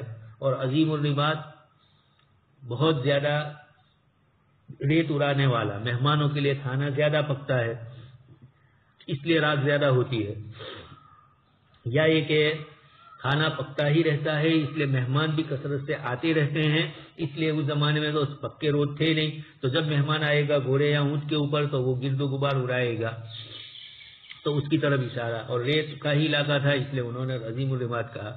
قریب البیت من الناٹ, جو مجلس کی جگہ ہوتی ہے جہاں لوگ جمع ہوتے ہیں اس سے اس کا گھر قریب ہے, تاکہ مجلس میں جو لوگ آئیں تو کھانے پینے کا ان کا اہتمام بھی وہ کرے. تو سخاوت ہی سخاوت. مکانات بھی شاندار, خود بھی لمبا ترنگا, اور عظیم الرماد وہ لمبا نہیں جو اس سے پہلے آ گیا, اس کی طرف اشارہ نہیں ہے. عظیم الرماد اور مہمان نواز بھی ہے. قریب البیت من الناد, اور اپنے گھر کو وہاں قریب ہی میں رکھا. بہت سے لوگ ہوتے ہیں کہ وہاں کچن رکھتے ہی نہیں ہے, کہ کچن رکھے تو پریشانی ہونی, لوگوں کو کھلانا پڑے پلانا پڑے. تو یہ اپنے شوہر کی ساری تعریفات ہی اس نے کی. 10ویں کہہ رہی ہے زوجی مالکن وما مالکن مالکن خیر من ذالک. 10ویں کہہ رہی ہے کہ میرے شوہر کا نام مالک ہے, اس کی کیا تعریف کروں میں, حضرت تو حضرت ہے, مالکن خیر من ذالک یہ تعریف سے ورا ہے. اتنی زیادہ ان کے اندر صفات پائی جاتی ہے کہ لا اسی ثنا, میں حضرت کی تعریف نہیں کر سکتی. واللہ اعلم. خیر آگے اس کے بعد کہتی ہے لہو ابل کثیرات المباری, اس کے یہاں اونٹ ہے اور وہ اونٹ اکثر اوقات بارے ہی میں رہتے ہیں. مبارک برکتن برکتن, یہ ہے جہاں بارے کے اندر اونٹوں کو رکھا جاتا ہے, باندھا جاتا ہے. تو یہ کہنا ہے کہ یہ بارے ہی میں رہتے ہیں اس لیے کہ روزانہ مہمان آتے رہتے ہیں اور کوئی نہ کوئی اونٹ کٹتا رہتا ہے, اس لیے ان کو جنگل میں چرانے کے لیے لے جائیں تو پھر وہاں سے واپس لانے میں آدمی کو بھیجنا پڑے, وہاں سے لایا جائے, اتنے میں تو مہمان پریشان ہو جائے. تو مہمانوں کے احترام اور اکرام کے لیے ہم نے اونٹ قریب ہی میں رکھے ہیں. اور قلیلات المصارح, مسارح سرہن چراگاہ ہے, مسرح چلنے کی جگہ. تو چراگاہ میں کم جاتے ہیں اس لیے کہ چراگاہ میں جائیں 2-2, 3-3, 4-4 میل دور جائے, اور اب کوئی مہمان آ گیا تو ان کے لیے جانور ذبح کرنا ہے تو اتنے دور لینے کے لیے جانا پڑے. تو یہ اتنا سکی ہے کہ اتنا مہمان نواز ہے کہ یہ اپنے گھر میں ہی کچھ رکھتا ہے. وَإِذَا سَمِعْنَ صَوْتَ الْمِزْهَرِ أَيْقَنَ أَنَّهُنَّ حَوَالِقٌ, یہ بھی بہت شاندار جملہ اس نے کہا. اور جب یہ اونٹ صوت المزہر, ساز بجانا, باجا بجانا, عربوں کے اندر رواج تھا کہ جب کوئی مہمان آئے تو اس کے استقبال کے لیے گاؤں سے باہر نکلتے تھے اور باہر نکل کر ڈف بجاتے تھے یا اور ناچ گان کی چیزیں کرتے تھے. یہ سن لیتے اونٹ تو سمجھ جاتے ہیں کہ مہمان آئے ہیں اور اب ہم بھی مہمان ہیں تھوڑی دیر کے, پھر اس کے بعد ہمیں ذبح کیا جائے گا. تو ایقن انہن حوالق, وہ یقین کر لیتے ناچ گان کی آواز سنتے تو سمجھ لیتے کہ کچھ مہمان آئے ہیں، تو انہن حوالک، کہ اب ان کی باری ہے ہلاک ہونے کی. یہ تعریف کی اس نے. آگے اس کے بعد 11ویں عورت ہے، زوجی ابو ذر، میرے شوہر کا نام ابو ذرا ہے. یہ 11ویں ہے جو آپ صلی اللہ علیہ وسلم نے حضرت عائشہ کو کہا کہ میں تمہارے لیے ابو ذرا ہوں. فما ابو ذرین، ابو ذرا کا کیا حال، کیا پوچھنا. اس کی تعریف کر رہی ہے وہ ابو ذرا کی. اس کے اندر آگے کہہ رہی ہے اناس من حلی اذنیہ، اس نے میرے کانوں کو بوجھل کر دیا ہے زیورات سے. حرکت دینا، اناس کا مانا، اس نے زیورات اور بالیوں سے میرے کانوں کو حرکت والا کر دیا. جب چلتی ہیں عورتیں تو حرکت کرتی ہے وہ، تو مجھے میرے کانوں کو اس نے بھر دیا ہے سونے کی ظواہرات سے. یہ سخاوت کی طرف اشارہ. وہ ملا من شحم ازودیہ، اچھا، اور میرے گوشت، میرے بازو کو گوشت سے بھر دیا. یعنی اس کے یہاں آئی تو میں دبلی پتلی تھی، اور عربوں میں موٹی تازی عورت پسندیدہ سمجھی جاتی ہے. خیر ہر جگہ کا الگ الگ معمول ہوتا ہے، ہر جگہ کی الگ الگ سوچ ہوتی ہے. تو اس نے میرے چربی، میرے بازو کو بھی چربی سے متا کر دیا، مراد بہت کھلایا پلایا. وہ بجہانی فبجہت الی نفسی، بجہ کسی کو خوش کرنا، اکرام کرنا، احترام کرنا. تو مطلب یہ ہے کہ اس نے مجھے اتنا اکرام والا کر دیا کہ بجحت الی نفسی یا بدیحت الی نفسی، میرے نفس نے بھی اپنے آپ کو بڑا سمجھنا شروع کر دیا. جب شوہر نے میرا بہت اکرام کیا تو میں سمجھی کہ میں بھی کچھ حضرت ہوں، کچھ ہوں میں بھی. وجدنی فی اہل غنیمۃ بشق، اس نے مجھے پایا ایسے گھر کے اندر جہاں مشکل سے چند بکریاں تھی، یعنی میں بہت غریب گھرانے کی ہوں. فجعلنی فی اہل سہیل و عتیق و دائس و منقن، اور اب حضرت نے مجھے ایسا خوشحال گھرانے والا کر دیا جس کے اندر گھوڑوں کی آواز آتی ہے، ہنہناہٹ ہوتی ہے. سہیل عادہ اقبال کا شعر ہے. عتیق کجاوے جو باندھے جاتے ہیں اونٹوں کے اوپر، اور وہ رسیوں سے کچ کچ بولتے ہیں، رسیاں اور لکڑیاں ساتھ میں ملتی ہے تو آگے اس کے بعد ایک تو گھوڑوں کی آواز، عتیق کجاوے کی آواز. گویا ابو ذرا کے گھر کے اندر گھوڑے اور اونٹ بہت زیادہ ہے. پھر اس کے بعد ایک لفظ کہا دائس. دائس ان بیلوں کو کہتے ہیں جو گیہوں اور گندم وغیرہ خشک کے اوپر چلائے جاتے ہیں. جیسے ہمارے یہاں ٹریکٹر اور اب تو تھریسر آ گیا، اس لیے آپ کو معلوم نہیں. ہم لوگ چھوٹے تھے تو دیہات کے اندر، ابھی خلیانوں کے اندر جب کھیت سے چیزیں آتی تھی تو وہی بیل گاڑوں ہی کے ذریعے بیل کو چلائے جاتے تھے. صبح سے لے کر شام تک چلتے رہتے تھے بیچارے، اور نیچے جو چیز ہوتی وہ علیحدہ ہو جاتی. گیہوں ہوتے اور اسی طریقے سے جواری ہوتی، لونگ ہوتے، اس طریقے کی جو چیزیں ہمارے یہاں ملتی تھی دیہاتوں کے اندر پکتی تھی، ان چیزوں کو بیل کے ذریعے چلایا جاتا تھا. پھر بیل پیشاب بھی وہیں کرے، تبرکات، اور خیر اس کے لیٹ کو تو لے لیا جاتا تھا، گوبر کو تو، لیکن پیشاب تو آ ہی گیا نے کر ہی لیا، کبھی کبھار بچاتے بھی تھے. تو یہ اس قسم کے جو بیل ہوتے تھے جو گھروں کے اندر اس طرح چلاتے تھے، اور اس کے دانے علیحدہ کرتے تھے. وہ تو 5-5 6-6 بیل بھی چلاتے تھے، دوسروں کے بیل بھی لے لیتے، 2-2 3-3 گارے بھی چلتے. اب یہ وہ پریشانی اب نہیں رہی. اس وقت ہم نے دیکھا کہ 2-2 3 دن تک بیچاروں کو خلیان میں رہنا پڑتا ہے اور سکھانا پڑتا ہے، اور پھر اگر تھوڑی ہلکی سی بارش یا صبح کے اندر ٹھنڈک ہو گئی تو بھی پریشانی ہوتی ہے. تو یہ داس یدوسو، بیل کو چلانا تاکہ دانے وغیرہ اندر سے نکل جائے. آگے اس کے بعد تو گویا گھروں کے اندر بیل بھی بہت زیادہ ہے، اس لیے کہ کھیتی باڑی بھی اچھی خاصی ہے، جانور بھی ہے. اور پھر اس کے بعد لفظ کہا دائسین کے بعد منقن. منقن نقن اڑانا، تو تنقی صاف صفائی کرنا. اس کے بعد یہ ہوتا ہے کہ بیل گاڑا چلایا جاتا تھا، اور پھر اس کے اندر تو بھوسا اور یہ دونوں ساتھ میں ہوتے تھے، گیہوں بھی ہوتا تھا اور گویرا بھی ساتھ میں ہوتا تھا. تو اب کیا کرتے، تو اڑاتے تھے. پہلے پنکھے ہوتے تھے، اب تو تھریسر نے سب کچھ مسئلے حل کر دیے، ٹریکٹر نے سب مسئلے حل کر دیے، لیکن پہلے ایسا نہیں تھا. تو ہم دیکھتے تھے کہ بیچارے خود کھیت والا ہی اپنے خلیان کے اندر ٹیبل لے کر کھڑا ہوتا، اور ہوا کا رخ جدھر ہوتا وہاں ہوا میں اڑاتا. تو بڑی بڑی چیز اتر جاتی، جو ہلکی چیز ہے وہ اڑ جاتی، اور جو اناج اور غلہ ہوتا وہ اندر رہتا. پھر اس کی صاف صفائی کرتے. ایسے کرنے والے کسان کو، کاشتکار کو کہا جاتا ہے منقن، تنقیح کرنے والا، صاف کرنے والا. تو ابو ذرا کے گھر کے اندر بیل تھے. یہ اس نے تعریف کی کہ سب کچھ کھانے پینے کی بھی چیزیں ہیں، اور یہ اور وہ ادھر ادھر سب کچھ تھا اس کے گھر کے اندر. فَإِنَّهُ أَقُولُ فَلَا أُقَبَّحُ، میں اس کے گھر میں کوئی بات کرتی تو چاہے میری بات بری ہو لیکن میری بات پر کوئی عیب نہیں کرتا, سب میرا احترام کرتے, میرے بولنے کو بھی صحیح سمجھتے, حالانکہ غلط بھی بولوں میں. وَأَرْقُدُ فَأَتَصَبَّحُ, سوتی رہتی صبح تک. وَأَشْرَبُ فَأَتَقَنَّهُ, اور پیتی رہتی پس مکمل میں سیراب ہوتی. مراد کھانا پینا سونا آرام کرنا سب راحتیں ہی راحتیں تھی اس گھر کے اندر مجھے. اور پھر اس کے بعد ابی ذرا, ابو ذرا کی ماں سانسی اصل خطرناک ہوتی ہے. فما ابی ذرین, اس کا کیا پوچھنا.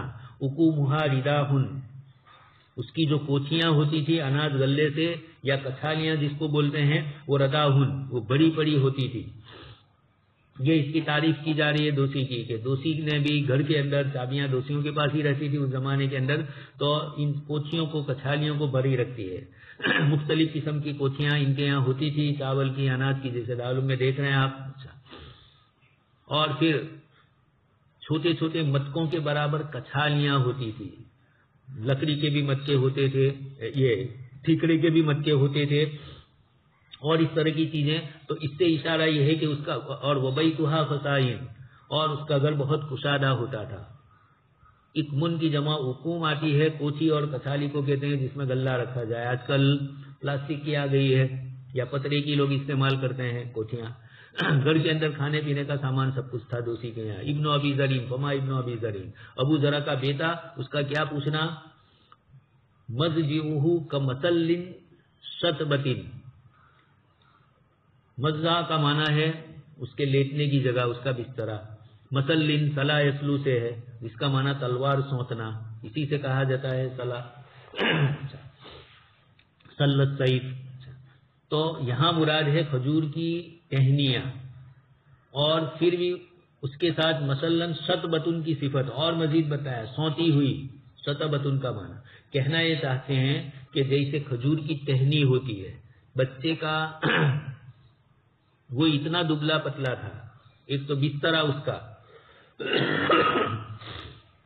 سونتی ہوئی کھجور کی شاخ کی طرح, جو پتے بھی نکال دیے گئے ہو. تو ایک تو کھجور کی شاخ پتلی, اور پھر اس کے اوپر سے جو باریک باریک لمبے پتے ہوتے ہیں وہ بھی نکال لیے جائیں, تو اس قدر دبلا پتلا کہ اس کی خوابگاہ کھجور کی شاخ کی طرح باریک معلوم ہوتی. بسترا بھی اس کا چھوٹا, اور یہ خود بھی طبیعت میں, یعنی عربوں کے اندر بچے کا پتلا ہونا, لڑکے کا پتلا ہونا اچھا سمجھا جاتا تھا, اور لڑکیوں کا جارا ہونا اچھا سمجھا جاتا تھا. خیر, تو ایک طرف تو یہ فرمایا. وَيُشْبِهُ ذِرَاءٌ لِجَفْرَةٍ, بکری کا بچہ اس کو سیر کر دیتا ہے. ذِرَاءٌ لِجَفْرَةٍ, بکری کے بچے کا چھوٹا سا ہاتھ, پایا, ہاتھ کا حصہ, وہی پایا, اوپر کا زیرا جس کو بولتے ہیں. جب جانور کے پائے کاٹ دیے جاتے ہیں, پھر اوپر کا جو حصہ اس کا جسم سے ملا ہوا ہے وہ بہت شاندار ہوتا ہے, اوپر والا حصہ. تو ایک چھوٹی سی کلائی اس کے لیے کافی ہو جاتی. مراد یہ کہ بہت کم کھاتا تھا وہ, ورنہ تو پورے بکرے کھانے والے عربوں میں لوگ ہوتے ہیں, لیکن یہ بہت کم کھانے والا. تو کم کھانا, پتلا ہونا, یہ لڑکوں کے سلسلے میں اچھا سمجھا جاتا ہے. اور لڑکیوں کے سلسلے کے اندر ذکر کر رہے ہیں آگے.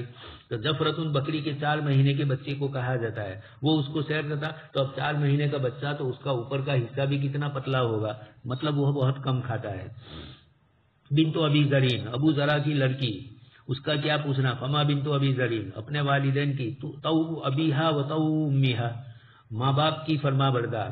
وہ ملء کسائیہا, اور چادر کو بھرنے والی. وغیظ جارتیہا, اور پڑوسن کو غصہ دلانے والی. اب یہ جملے ہیں عورتوں کی اصطلاح میں بہت بڑے ہو گئے. ایک تو ماں باپ کی فرما بردار بیٹی ہے, اور پھر اس کے بعد فرمایا ملء کسائیہا, چادر کو بھرنے والی. مراد موتی تازی کے چادر اڑتی ہے تو پوری مکمل چادر, وہاں حضرت پتلے ہیں اور یہ جاری ہے. پڑوسن اس کی کھانا پینا اور موتا تازہ دیکھ کر پڑوسن کو حسد آتا ہے تو آگ میں جلتی ہے. سوکن بھی مراد ہے, اور یہ بھی ہو سکتا ہے اب یہ اس کی اپنی اولاد تھی یا دوسروں کی اولاد تھی اور یہ بعد میں آئی, یہ تو معلوم نہیں, لیکن اس نے ہر ایک کی تعریف کی. آگے ایک اور باقی ہے, گھر کی کام کاج کرنے والی. جاریہ تو ابی ذرین, ابو ذرا کی باندی. وما جاریہ تو ابی ذرین, ابو ذرا کی باندی کا کیا پوچھنا. لا تبث حدیثتنا تبثیثا, ہماری باتیں ادھر ادھر نہیں کرتی ہے. یہ بہت ضروری ہوتا ہے گھر کی کام کاج کرنے والیوں کو.